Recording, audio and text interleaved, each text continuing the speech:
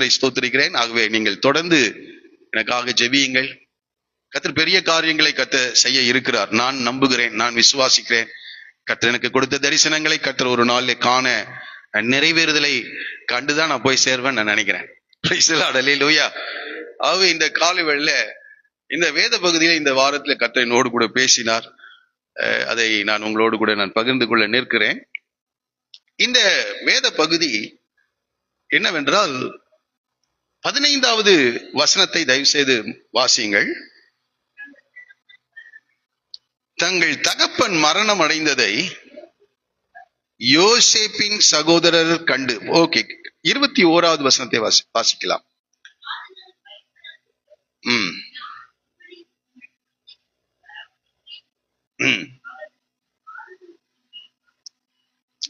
இப்போ யாக்கோபு மரித்து விட்டார்.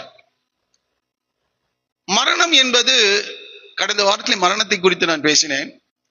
மரணம் என்பது எப்பேற்பட்ட மனிதனுடைய இருதயத்தையும் ஒரு அசைவை என்ன செய்துவிடும், ஏற்படுத்திவிடும். அசைவை எப்பேற்பட்ட மனிதனுடைய இருதயத்தை அசைத்துவிடும். இவங்க எந்த மனநிலையில் இருக்கிறார்கள் என்பதை நீங்கள் இந்த வார்த்தையிலே புரிந்து கொள்ள முடியும். அவர்கள் நேசித்த அவருடைய தகப்பனார் மரித்திருக்கிறார். அடுத்ததாக 21வது வசனத்தில் நம்ம படிக்கிறோம், பயப்படாதிருங்கள் என்று சொல்லும். அப்போ இவர்களுக்கு என்ன இருக்கிறது? இப்போ பயம். அடுத்தது அவர்களுக்கு ஆறுதல் சொன்னான் என்று சொல்லப்படுது. ஆறுதலற்றவர்களாக அவர்கள் காணப்படுகிறார். மரணம் சம்பவித்திருக்கிறது, ஆறுதலற்றவர்களாக இருக்கிறார்கள். அது மாத்திரமல்ல, பயந்த ஒரு சூழ்நிலை. எதற்காக பயப்பட்டார்கள் என்றால், 39 ஆண்டுகளுக்கு முன்பாக தாங்கள் செய்த ஒரு மிகப்பெரிய தவறுக்காக இந்த 11 பேரும் 10 பேர், பென்யமீன் அதுல இல்ல, 10 பேரும் தாங்கள் செய்த மிகப்பெரிய தவறுக்காக அவர்கள் கலங்கின இருதயத்தோடு கூட மிகவும் பயப்படுகின்றவர்களாக, ஆறுதலற்றவர்களாக, வேதனைக்குட்பட்டவர்களாக அவர்கள் காணப்படுகிறார். நமக்கு இந்த சரித்திரத்தை நீங்கள் எல்லாரும் அறிந்திருக்கிறீர்கள். 15வது வசனத்துல தன் தகப்பன் மரணம் அடைந்து, அது வரைக்கும் அவள் அமைதியா தான் இருந்தாங்க. ஏறக்குறைய 17 ஆண்டுகள் ஆகிவிட்டது இந்த எகிப்து தேசத்துக்கு இவர்கள் எல்லாரும் வந்து. அது வரைக்கும் அவர்களுக்கு இந்த பயமோ கலக்கமோ வேதனையோ இல்ல. இப்ப தகப்பன் மரித்த உடனே இவர்களுக்கு எல்லாம் வந்துருச்சு. பயம், கலக்கம், வேதனை எல்லாம் வந்துருச்சு. ஆறுதலற்றவர்களாக இருக்கிறார்கள். அதுக்கு ஒரே ஒரு காரணம் என்னவென்றால், 39 ஆண்டுகளுக்கு முன்பாக அவர்கள் செய்த மிகப்பெரிய ஒரு தவறு. அதற்கு வசனத்தை நான் காட்டுறேன். அதிகபட்ச தண்டனையாகிய மரண தண்டனை விதிக்கக்கூடிய குற்றத்தை அவர்கள் செய்திருக்கிறார்கள். மரண தண்டனை விதிக்கத்தக்க குற்றத்தை செய்திருக்கிறார்கள். ஆனா இந்த நேரத்தில் அவங்க கலங்கி இருக்கிறார். ஒரு வசனத்தை, ஒரு காரியத்தை சொன்னால் புரிந்து கொள்வீர்கள் நினைக்கிறேன். யாக்கோபு ஏசாவினுடைய ஆசீர்வாதத்தை தன் தகப்பனிடத்திலே திருடி கொண்டான். அவருக்கு கண் பார்வை தெரியல, அவன் திருடி கொண்டான். அப்போ ஏசா சொல்லுகிறான், என் தகப்பனுக்காக துக்கிக்கும் காலம் வரும். எதுக்காக சொல்றான்? என் தகப்பனுக்காக துக்கிக்கும் காலம் வரும், அப்பொழுது நான் இந்த யாக்கோபை என்ன செய்வேன், கொன்று விடுவேன் என்று சொல்லுகிறான். தகப்பனுக்காக துக்கி, என் தகப்பன் உயிரோடு இருக்கிற வரைக்கும் அவ இருதயம் வேதனைப்படக்கூடாதுன்னு அமைதியா இருக்கேன். ஆனா என் தகப்பன் மரித்து விடுவார் என்றால் நான் என்ன செஞ்சிருவேன், அவனை கொன்று விடுவேன் என்று. இந்த காரியம் இவன் தன் இருதயத்துல பேசல, எல்லார்கிட்டையும் சொல்லியிருப்பான். உடனே இது ரெபேக்காலுக்கு தெரிந்து உடனடியாக யாக்கோபை லாபானுடைய வீட்டிற்கு அனுப்பி விடுகிறான். அதே போல ஒரு சூழ்நிலை. தகப்பன் உயிரோடு கூட இருக்கிற வரைக்கும் யோசேப்பு தங்களை ஒரு டிஸ்டர்ப் பண்ண மாட்டாரு. ஆனா தகப்பன் மரித்த பிறகு ஒரு பெரிய பிரச்சனை எழும்ப போகிறது என்பதை போகிறதாக அவர்கள் நம்பினார். இன்னைக்கு அநேகருடைய வாழ்க்கையில ஏதோ ஒரு சூழ்நிலையிலே தங்களுடைய வாழ்க்கையிலே செய்த தவறுகளுக்காக அநேகர் பயப்படுகிறார்கள். அதனுடைய விளைவு மிக கொடூரமா இருக்குமோ என்று பயப்படுகிறவர்களாயிருக்காங்க. இந்த தவறு நடந்து 39 ஆண்டுகள் ஆகிவிட்டது. 39 ஆண்டுகள். நான் சிலர் இடத்துல பேசியிருக்கும் போது ஒரு செய்த அவருடைய தவறுக்காக நேக ஆண்டுகள் கழித்தும் மனம் வருந்துகிற அநேகரை நான் பார்த்திருக்கிறேன், கேட்டிருக்கிறேன். அவருடைய சம்பவங்களை அறிந்திருக்கிறேன். நீங்கள் கூட அறிந்திருக்கலாம். காலவேளை நீண்ட காலத்துக்கு முன்பதாக நீங்கள் செய்த தவறுகள், அதனால் அநேகர் பாதிக்கப்பட்டிருக்கலாம். தேவன் ஒருவேளை மிகவும் துக்கப்பட்டிருக்கலாம். அப்படிப்பட்ட ஒரு காரியத்துக்காக ஒருவேளை யாராவது மனம் வருந்துவீர்கள் என்றால், இந்த தவறை நான் தேவனுக்கு எதிராக, குடும்பத்துக்கு எதிராக, மனைவிக்கு எதிராக, கணவனுக்கு எதிராக, பிள்ளைகளுக்கு எதிராக, சமுதாயத்துக்கு எதிராக, தேவனுடைய வார்த்தைகளுக்கு எதிராக நான் செய்தேன் என்ற காரியத்துல நீங்கள் யாராவது ஒருவர் கலக்கமுற்றிருக்கலாம். அதே போல ஒரு சூழ்நிலையில இந்த 10 பேரும் 11 சகோதரர்களும் கலக்கமுற்று இருக்கிறார். ஏனென்றால் யோசேப்பு யார் என்று அறிந்திருக்கிறார்கள். யோசேப்பு அந்த தேசத்தின் அதிபதியா இருக்கிறார். அந்த தேசத்தில் இருக்கிற எல்லா ஜனங்களும், அது யாரானாலும் சரி, பார்வோனை தவிர இது எல்லா ஜனங்களும் அவனுடைய வார்த்தைக்கு அப்படியே கட்டுப்படுகிறதை, அவனுடைய அதிகாரத்தை அறிந்திருக்கிறார்கள். அவனுடைய அதிகாரம். இன்னைக்கு நாம அநேக நேரங்களில உலகத்தின் அதிபதிகளுடைய அதிகாரத்தை அறிந்து அவங்களுக்கு முன்னாடி அப்படியே கூனி குறுகி நிக்கிறோம், அவளை கனப்படுத்த. ஆனால் பரம அதிகாரத்தை அநேகர் அறியாததினாலே துணிகரமாக நாம் செயல்படுகிறவர்களா இருக்கிறோம்.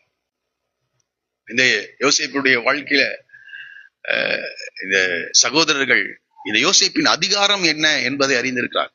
அவன் வகிக்கிற பதவியினுடைய மேன்மை என்ன என்பதை அவர்கள் நன்கு அறிந்தபடினாலே, இதுவரைக்கும் எங்களை பாதுகாத்துக் கொண்டிருந்த எங்களுடைய தகப்பனார் மரித்து விட்டார், இனி என்ன நடக்கும் என்று தெரியாமல் எல்லாரும் பயந்த சூழ்நிலையிலே, கலக்கமுற்ற ஒரு சூழ்நிலையிலே அவர்கள் இந்த சம்பவத்தை நாம் இங்கே படிக்கிறோம். சரி இருக்கட்டும். இரண்டாவதாக அடுத்த காரியமாக நான் சொல்லுகிற காரியம் என்னன்னா, இவருடைய மனதிலே மிகப்பெரிய ஒரு வேதனை. சொல்றான், அவளை ஆறுதல் படுத்தி அவளோடு கூட பட்சமாய் என்ன செய்தானா, பேசினான். ஆறுதலற்றவர்களாக, மனம் கலங்கினவர்களாக அவர்கள் காணப்படுகிறார்கள். ஏன்னா ஒரு கொலை குற்றத்துக்கு ஈடாக இந்த காரியத்தை அவர்கள் செய்திருக்கிறார்கள். யாத்ராகமத்தின் புஸ்தகம் 21ஆம் அதிகாரம் 16வது வசனம் சொல்லுகிறது. யாத்ராகம புஸ்தகம் 21:16.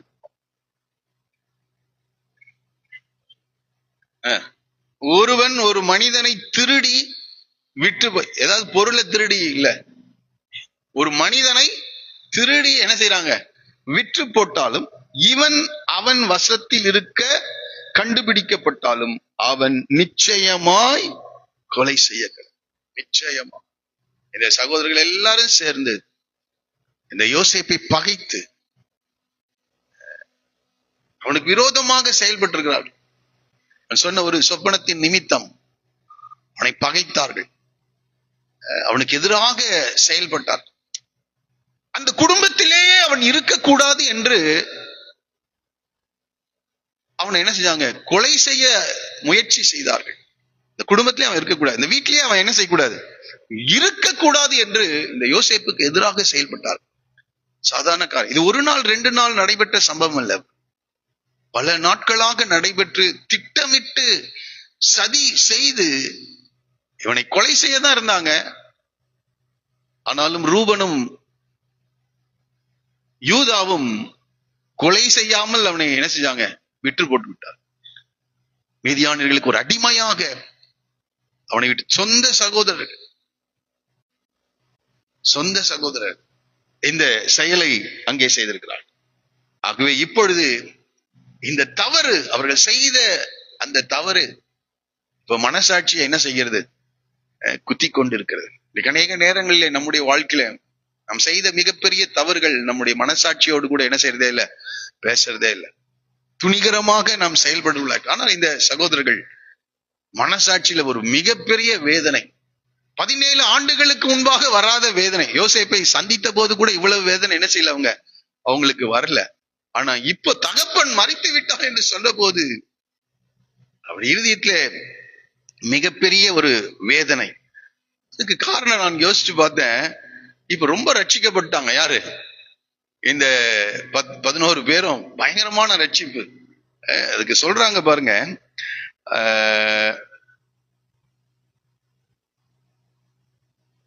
17வது வசனத்தை படிங்க.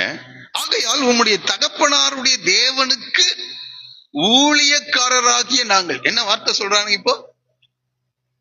உங்கள் தகப்பனாகிய தேவனுக்கு நாங்க யாரா? 12 பேர் என்னவா மாறிட்டானுங்க? ஊழியக்காரர்களாக மாறிட்டாங்க. மோசே ஒரு மனிதனை கொலை செய்தாரு, அதுக்கப்புறம் என்னவா மாறிட்டாரு? பெரிய ஊழியக்காரனா மாறிட்டார். ஒல்லே சொல்லுவோமா?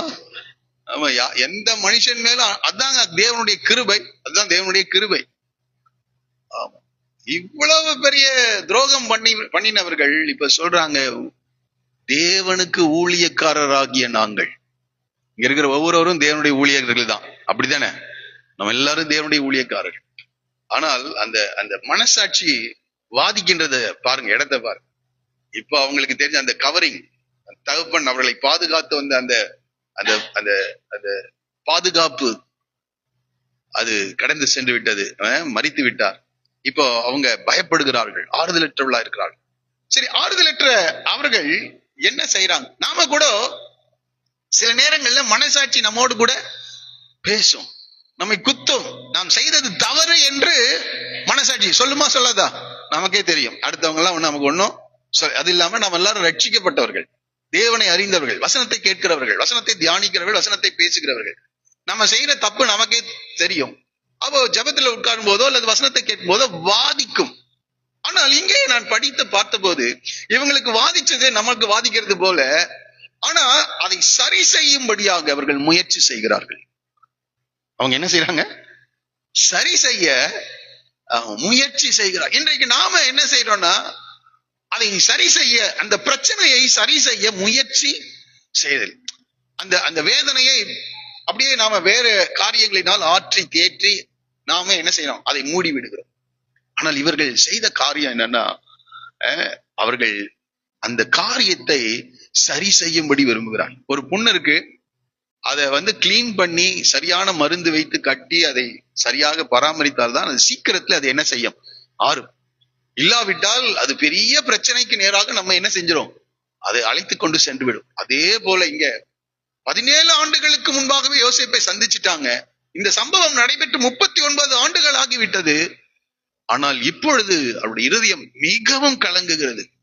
காலைவேளை இந்த செய்தியை கேட்டுட்டு ஏதாவது ஒரு பிரச்சனை உங்க வாழ்க்கையில, தேவனுக்கும் உங்களுக்கும் மனிதர்களுக்கும் இடையே பிரச்சனைகள் இருந்தால், அது உங்களை வேதனைப்படுத்தி கொண்டிருந்தால், இந்த சகோதரர்கள் செய்தது போல நாமும் செய்து அதை சரிப்படுத்த வேண்டும். அப்போ இவங்க அதற்கான ஒரு முயற்சிகளை அவர்கள் என்ன செய்யறாங்க? எடுக்கிறாங்க. இப்போ நேரா யாரோடு கூட பிரச்சனை? யோசேப்போடு கூட தான் அவர்களுக்கு என்னது அந்த பிரச்சனை. பாருங்க, தங்கள் தகப்பன் மரணம் அடைந்ததை யோசேப்பின் சகோதரர் கண்டு, ஒருவேளை யோசேப்பு நம்மை பகைத்து நாம் அவனுக்கு செய்த எல்லா பொல்லாங்குக்காகவும், எல்லா பொல்லாங்குன்னா ஒரு பொல்லாங்கெல்லாம் செய்யல, பல வேலைகளை என்ன செஞ்சிருப்பாங்களாட்டிருக்கு, செய்திருப்பார்கள். வீட்டுல இருக்கும் போது பகைத்தார்கள் என்று சொல்லப்பட்டிருக்குது. இன்னும் அதிகமாய் பகைத்தார்கள். அப்ப பல காரியங்களை அவங்க என்ன செஞ்சிருப்பாங்க. அவன் அவர்களுக்கு நன்மை செய்யும்படியாக ஆகாரத்தை எடுத்துக்கொண்டு அவளை சந்திக்க வருகிறான். ஆனால் இவர்கள் அவனுடைய வஸ்திரத்தை கழற்றி அவனை அடித்திருப்பாங்க. அவனை கெஞ்சி கேட்டானா. அப்ப அவனுக்கு என்ன செய்யல? இறங்கவில்லை என்று அவர்களே சொல்லுகிறார். அவன் நம்மை கெஞ்சி கேட்ட போது நம்ம அவர்களுக்கு இறங்கவில்லை. இப்படி பல காரியங்களை அங்கே அவர்கள் செய்கிறார். அது மாத்திரம் இல்ல, உள்ளாங்கெல்லாம் செஞ்சுட்டு அப்பா கிட்ட போய் என்ன செய்யறான்? அற்புதமாக இந்த சம்பவத்தையே என்ன செய்யறான்? மூடி மறைத்து விட்டார். இந்த வஸ்திரம் உடைய குமாரனுடைய வஸ்திரம் தானோ? ரொம்ப அழகா என்ன செய்யறாங்களா? உடைய வஸ்திரம் தானோ என்று சொல்லி பாருங்க என்று சொல்றான். அது ஒரு மிருகத்தை அல்லது ஒரு ஆட்டை அடித்து அந்த ரத்தத்தை எல்லாம் தெளித்து, அப்ப அற்புதமான ஒரு டிராமா என்ன செஞ்சாங்க? தன் பாவங்களை மறைக்கிறவன் வாழ்வடைய மாட்டான். தன்னுடைய பாவங்களை மறைத்து அவள் வைத்திருந்தார். எவ்வளவு காலம் மறைத்து வைத்திருந்தார். ஆனால் இப்பொழுது அவர்கள் தேவனுடைய ஊழியக்காரர்களாக மாறினதினாலே இருதயத்துல ஒரு ஆழமான ஒரு வேதனை, அதை சரி செய்ய முடியவில்லை அவர்களால. ஆகவே இப்பொழுது அவர்கள் பயந்து நமக்கு சரி கட்டுவான் என்று சொல்லி யோசேப்பின் இடத்தில் ஆள் அனுப்பி, ஏன்னா நேரடியா போறதுக்கு அவங்களுக்கு என்ன பயமா இருக்கிறது. ஆகவே ஆள் அனுப்பி என்று சொல்லப்பட்டிருக்க. சரி, இருக்கட்டும். 16வது வசனத்துக்கு நேராக அவர்கள் சமாதானம் செய்ய என்ன செய்கிறார்கள்? முயற்சிக்கிறவர்களாக இருக்கிறார்கள். உம்முடைய சகோதரர் உமக்கு பொல்லாங்கு செய்திருந்தாலும் அவர்கள் செய்த துரோகத்தையும் பாதகத்தையும் நீர் தயவு செய்து மன்னிக்க வேண்டும் என்று தகப்பனார் மரணம் அடையும் முன்னே உமக்கு கட்டளையிட்டார் என்று சொல்கிறார். இங்கே இவங்க இப்ப பயந்து இருக்காங்க. இந்த சம்பவம் எப்பொழுது நடைபெற்றது என்று எனக்கு தெரியல. ஏனென்றால் யோசேப்பு பல முறை அவர் மரணம் படுக்கையிலே இருக்கும்போது யாக்கோபை சந்தித்து வருகிறார். ஆனால் யாக்கோபு யோசேப்பின் இடத்திலே நீ உன் சகோதரர் செய்த துரோகத்தை மன்னித்து விடு, அதை மனதில் வைத்துக் கொள்ளாதே என்று ஒருபோதும் என்ன செய்யல, சொல்லவே இல்லை. ஆனால் இவர்கள் சொல்லுகிறார்கள். நான் நினைக்கிறேன் இப்ப உண்மைதான் இது. ஏனென்றால் அவர்கள் தேவனுடைய ஊழியக்காரர்கள். இப்ப யாரு? தேவனுடைய ஊழிய. இப்ப அவங்க என்ன செய்ய மாட்டாங்க, நிச்சயமா பொய் சொல்ல வாய்ப்பே இல்லை. ஆனா அவங்க அப்பா கிட்ட சொல்லியிருப்பாங்களாட்டு இருக்கு. யாரு? இந்த பிள்ளைகள் போய் தகப்பன இடத்துல அந்த வயதான நாட்களில ஒருவேளை மறதி அவர்களுக்கு என்ன செஞ்சிருக்கலாம், அவருக்கு இருந்திருக்கலாம். ஆனால் அவருக்கு ஞாபகம் இருக்கின்ற நேரங்களிலே தயவு செய்து எங்கள் மேல் யோசேப்பு எந்த ஒரு பகையும் விரோதத்தையும் வைத்து நீர் மரித்த பிறகு இந்த காரியங்கள் நிமித்தம் எங்களை பழிவாங்கி விடாதபடிக்கு அவரோடு கூட பேசும் என்று இந்த பிள்ளைகள் யாக்கோபின் இடத்தை சொல்லியிருக்க வேண்டும். அதை தான் இங்கே சொல்லுகிறார். உம்முடைய சகோதரர் உமக்கு பொல்லாங்கு செய்திருந்தாலும் அவர்கள் செய்த துரோகத்தையும் பாதகத்தையும் நீர் தயவு செய்து மன்னிக்க வேண்டும் என்று உம்முடைய தகப்பனார். அந்த வார்த்தையை பயன்படுங்க பாருங்க. யாரு சொன்னாங்க? உம்முடைய தகப்பன். ஏனென்றால் யாக்கோபு யோசேப்பை மிக அதிகமாக நேசித்தார். அதே போல இந்த யோசேப்பும் யாக்கோபை ரொம்ப அதிகமாய் நேசித்ததினால இப்ப யார ரெக்கமெண்டேஷன் கூட்டு வர்றாங்க? மரித்து போன அப்பாவை கூட்டு வர. உம்முடைய தகப்பனார் என்ன செய்தார்? இதை மரணம் அடையும் முன்னே உமக்கு சொல்லும்படி என்ன செய்திருக்கிறார்? கட்டளையிட்டு இருக்கிறார் என்று சொல்லுகிறார். கட்டளையிட்டு இருக்கிறார். ஒரு அப்பா சொன்னதாக ஒரு செய்தியை கேட்கிறார். கீழே நீங்க படிச்சு பார்த்து நேரடியாக இவர்களும் போய் அவன் இடத்துல மன்னிப்பு கேட்டு அவனுக்கு முன்பாக தாழ விழுந்தார்கள் என்று பணிந்து கொண்டார்கள் என்று நாம் படிக்கிறோம். ஆகவே இங்கே நாம் படிக்கிறோம். வாசிக்கலாம், அடுத்த வசனத்தை வாசிக்கலாமா? கட்டளையிட்டார். ஆகையால்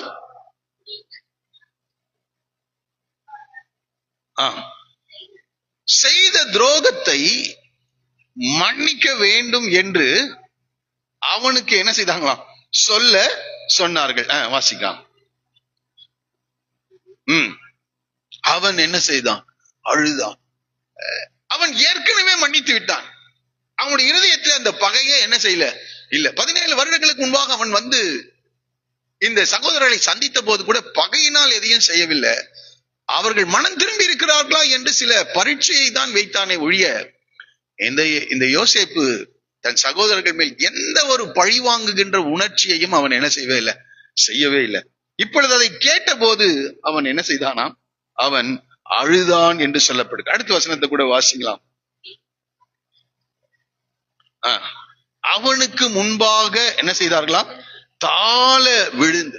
பாருங்க, அந்த இருதயம் கலங்கி இருக்குது. ரொம்ப நாளா இந்த பிரச்சனையை சரி செய்ய முடியாமல் அவர்கள் வேதனைப்பட்டு கொண்டுதான். இப்ப அப்பாவும் மரித்து விட்டார். ரொம்ப பயந்துட்டான். அந்த சூழ்நிலை வரும்போது உடனடியாக அதை சரி பண்ண அவர்கள் முயற்சிக்கிறார்கள். அப்போ அவருடைய தகப்பனார் சொன்னதாக அவர்கள் ஒரு செய்தியை யோசேப்பின் இடத்திற்கு அனுப்புகிறார். இப்போ அந்த செய்தி அவனுக்கு கிடைத்தவுடன் அவர்களை வர சொல்லுங்க என்று சொல்லியிருப்பான்னு நினைக்கிறேன். இப்பொழுது அவர்கள் கடந்து வந்து அந்த மன்னிப்பை அவர்கள் என்ன செய்யறாங்க? அடுத்த இந்த வசனத்தை நம்ம படிக்கிறோம். நேரடியாக அவர்கள் என்ன செய்யறாங்க? ஆகையால் பின்பு அவனுடைய சகோதரரும் போய் என்று சொல்லப்பட்டது. அப்ப நேரடியாக என்ன செய்யறாங்க? யோசேப்பு வர சொன்ன பிறகு அவனிடத்திலே போய் அவனுக்கு முன்பாக தாழ விழுந்து, இதோ நாங்கள் உமக்கு யாரா? அடிமைகள். நாங்க ரொம்ப துரோகம் பண்ணிட்டோம், அடிமைகள். அவங்க யார்? இவங்க சகோதரர்கள். ஆனால் சொல்றாங்க அடிமைகள் என்று அவர்கள் தங்களை என்ன செய்யறாங்க? அவர்கள் சொல்லுகிறார்கள். ஆகவே இங்கே நாம் படிக்கிறோம், அவர்கள் அந்த காரியத்தை சரி செய்ய முயற்சிக்கிறார். அதை என்ன செய்யறாங்க? மன்னிப்பை அவர்கள் என்ன செய்யறாங்க? கேட்கிறவர்களாக இருக்கிறார். ஆகையால் நீர் எங்களுக்கு மன்னிக்க வேண்டும் என்று சொல்ல சொன்னது மாத்திரல்ல, இங்கே நேரடியாக அதை செய்கிறார். நாங்கள் உமக்கு முன்பாக அடிமைகள் என்று அவனுக்கு முன்பாக தாழ விழுந்து மற்றும் ஒரு விசை கூட சொப்பனம் என்ன செய்தாங்க? தேவனுடைய வார்த்தை நிறைவேறுகிறது. ஆமா, 11 நட்சத்திரங்கள் அவளை தாழ விழுந்து பணிந்து கொள், 11 அரிக்கட்டுகள் என்னை தாழ விழுந்து பணிந்து கொள்ளுகிறதை பார்க்கிறேன் என்று சொன்னான். என்னுடைய அடிக்கட்டு நிமிர்ந்து நிற்கிறது, உடைய அடிக்கட்டுகள் வணங்கி நிற்கிறது என்று சொன்னான். தேவன் பாருங்க, அதை சூழ்நிலைகளை கர்த்தர் மாற்றி யோசேப்பை தேவன் உயர்த்தி, தேவன் அவனை பயன்படுத்துகிற காரியங்கள் எல்லாம் பார்த்த போது அவர்கள் பயந்து, நாங்கள் உமக்கு சகோதரர்கள் மாத்திரம் அல்லப்பா, நாங்கள் யாராவும் இருக்கிறோம், அடிமைகளாக இருக்கிறோம் என்று சொல்லி, அப்படியே இந்த வார்த்தை எனக்கு இதை படித்த போது, யோசேப்பு ஏற்கனவே அவர்களை மன்னித்து விட்டான். இந்த யோசேப்பு அவர்களை எதிர்கொண்ட விதம் ரொம்ப அற்புதமாக இருக்கு. முதல்ல யோசேப்பு செய்த காரியம், யோசேப்பு அழுதான் என்று சொல்லப்பட்டிருக்கு. அந்த இடத்தை மட்டும் படிக்கலாமா? அவர்கள் அதை யோசேப்புக்கு சொன்ன போது அவன் என்ன செய்தானா? அழுதான். பொதுவாக ஆண்கள் அழுவதை எல்லாரும் கேலி பேசுவாங்க. ஆனால் இந்த யோசேப்பை நான் பார்த்த போது பல நேரங்களிலே அவன் அழுது கொண்டே இருக்கிறான். வேதத்தில் சொல்லப்பட்ட இடங்கள் கொஞ்சம், ஆனா நிச்சயமா அவன் வாழ்க்கையில அதிகமான அழுகைக்குள்ளாக, கண்ணீர் விடுகிற ஒரு அனுபவத்திற்குள்ளாகவே அவருடைய வாழ்க்கையே கண்ணீரால் நிறைந்ததாக. தாவீது சொல்றாருல, என் படுக்கையை எதனால நினைக்கிறேன்? கண்ணீரா. நாம நம்முடைய படுக்கையை தூக்கத்தினால் நிரப்புவோம். ஆனால் தாவீது சொல்ல, என் படுக்கையை நான் என்ன செய்கிறேன்? கண்ணீரால் நினைக்கிறேன் என்று சொல்கிறார். அதே போல ஒரு அனுபவம் தாங்க யாருக்கு? இந்த யோசேப்பு. வேதத்திலேயே பல முறை யோசேப்பு அழுததாக நாம் படிக்கிறோம். பல முறை யோசேப்பு 37வது அதிகாரத்திலிருந்து 50வது அதிகாரம் வரைக்கும் வேதத்தில் குறிப்பிடப்பட்ட சில காரியங்களை உங்களோடு கூட நான் சொல்லும்படி நிற்கிறேன். 42வது அதிகாரம் 21 நான் படிக்கிறேன், கவனிங்கள். 42, 21 நம்முடைய சகோதரனுக்கு நாம் செய்த துரோகம் நம்மேல் சுமந்தது, அவன் நம்மை கெஞ்சி வேண்டிக் கொண்ட போது அவனுடைய மன வியாகுலத்தை நாம் கண்டும் அவனுக்கு செவி கொடாமற் போனான். அப்ப பாருங்க, இந்த சீகேம் என்ற ஊருக்கு அவர்கள் வந்த போது, தோத்தான்ல சகோதரை சந்திக்கும் போது அவர்கள் இவனுக்கு விரோதமாக செயல்படுகிறார். அப்போ கெஞ்சி கேட்டான். அந்த வார்த்தை கெஞ்சுதல் என்றால் என்ன? அந்த இடத்துல என்ன செஞ்சிருப்பார்? அவர் அழுது சகோதரர்களை பார்த்து, என்னை உயிரோடு வையுங்கள் என்று சொல்லி அவன் கெஞ்சினான் என்று படிக்கிறோம். அடுத்ததாக கீழே நீங்க அதை படிச்சுட்டே வரும்போது, இதை குறித்து முதல் விசை இந்த சகோதரர்கள் எல்லாரும் இந்த பஞ்சத்தின் நிமித்தம் இந்த எகிப்துக்கு வர்றாங்க. யோசேப்பு என்ன செய்கிறார்? இவர்களை பிடித்து 3 நாட்கள் சிறைச்சாலையில் என்ன செய்கிறார்? காவலிலே வைக்கிறார். 3 நாளைக்கு பிறகு அவளை அழைத்து வரும்படி கட்டளையிடுகிறார். அவர்கள் வருகிறார்கள். 10 பேர் வந்து நிற்கிறாங்க. அப்போ 22வது வசனம் சொல்லுகிறது, ரூபன் அவர்களை பார்த்து, மற்ற சகோதரரை பார்த்து சொல்லுகிறான், இளைஞனுக்கு விரோதமாய் பாவம் செய்யாதிருங்கள் என்று நான் உங்களுக்கு சொல்லவில்லையா? நீங்கள் கேளாமற் போனீர்கள். இப்பொழுது இதோ அவன் இரத்தப்பழி நம்மிடத்தில் வாங்கப்படுகிறது என்றார். யோசேப்பு தூப்பாசியை கொண்டு அவரிடத்தில் பேசினபடியினால் தாங்கள் சொன்னது அவனுக்கு தெரியும் என்று அறியாதிருந்தார்கள்.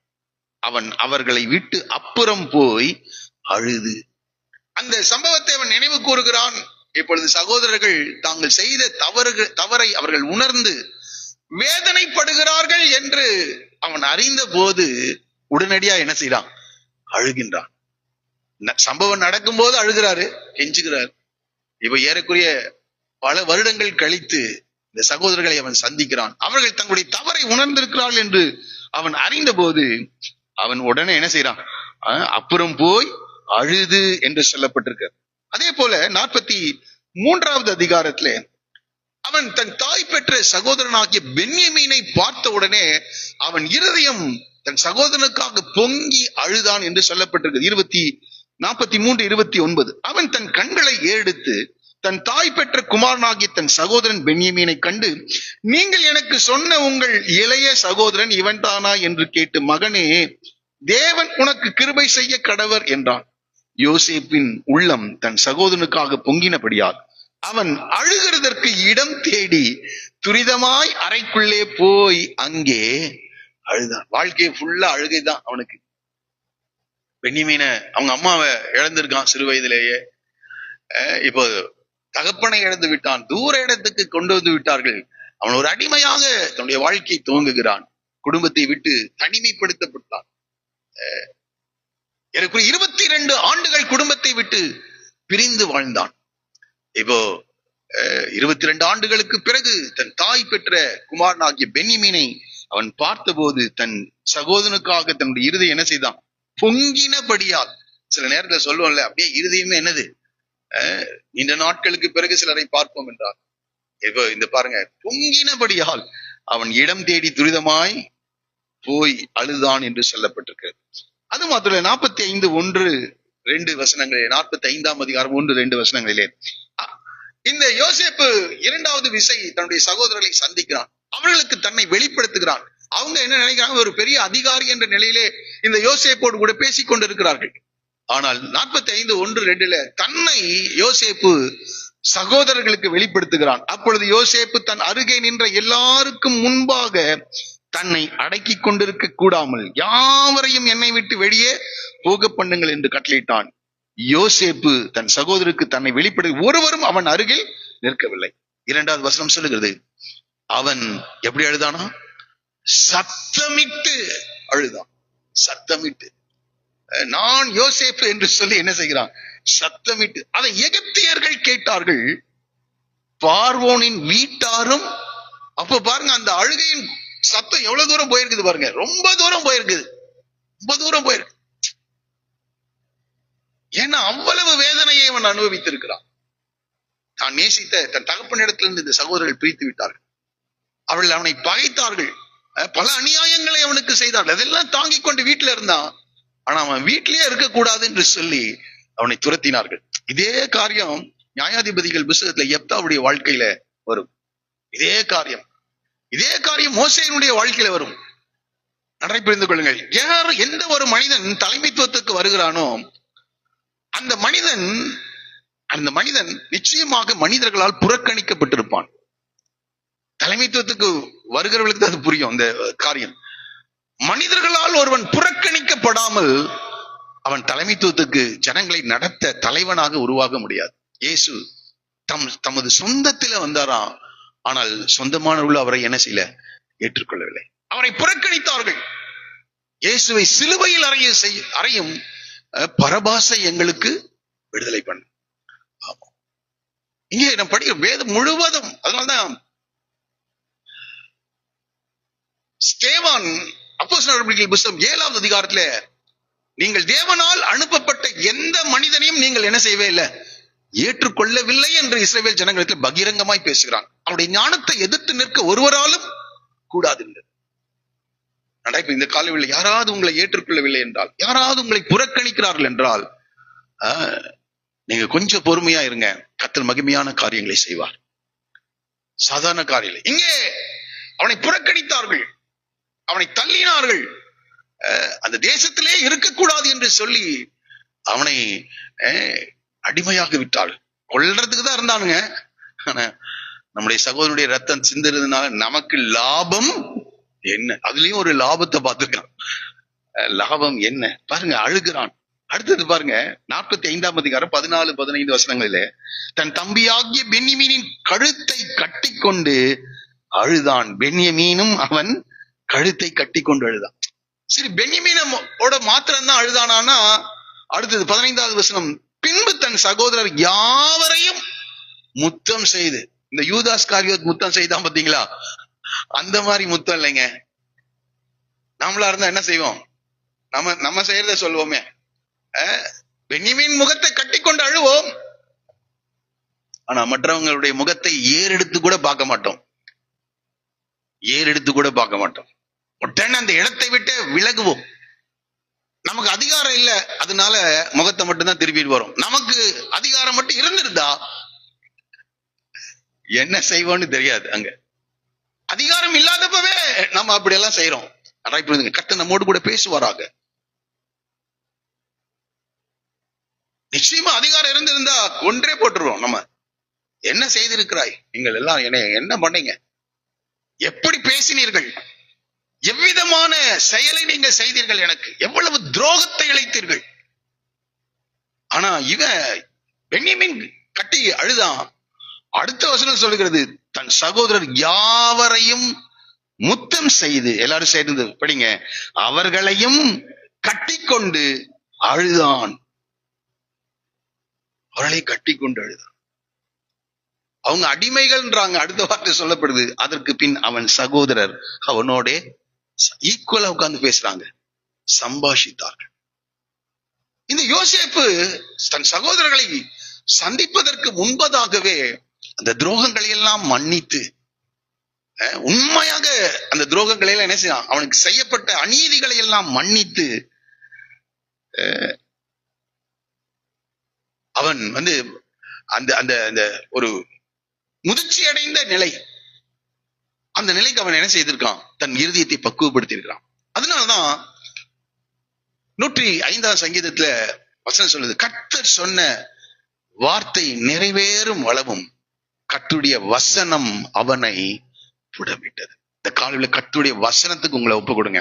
உங்க வாழ்க்கை எவ்வளவு கீழ்த்தரமா போலாம், ஜனங்கள் எல்லாம் பரிகசிக்கலாம், ஐயோ இவன் ஒரு சபிக்கப்பட்டவன் என்று கூட சொல்லலாம். ஆனா வசனம் உங்களை சீர்படுத்த புடமிட ஒப்பு கொடுங்க. கர்த்தர் சொன்ன வசனம் நிறைவேறும் அளவும் அவருடைய வசனம் வார்த்தைகள் அவனை இப்ப புடமிடப்பட்ட அவன் இப்ப உயர்த்தப்படான். உயர்வு உடனே வரணும்ன்றான் இல்ல, புடமிடப்பட்ட பிறகுதான் உயர்வு வரணும். உயர்வு புடமிடப்படாம வந்தா என்ன நடந்திருக்குங்க, அவ்வளவுதாங்க. அத்தனை பேர் 10 பேர் என்ன செஞ்சிருப்பாங்க, தூக்குல தொங்கி இருப்பாங்க, அல்லது மரண தண்டனை விதித்திருப்பார், தலை எடுத்திருப்பான். நம்மை புடமிடுவதற்காகவே சில மனிதர்களை நம்முடைய வாழ்க்கையில அவர் அனுமதிப்பார். அவனுடைய பிராணன் இரும்பிலே அடைபட்டு இருந்ததாம். நான் யோசிச்சிருப்பான், ஒவ்வொரு நாளும் அழுந்திருப்பான், நான் இங்க எந்த தவறு செய்யாம வந்திருக்கேன். இதற்கெல்லாம் காரணம் யாரு, சகோதரர்கள்.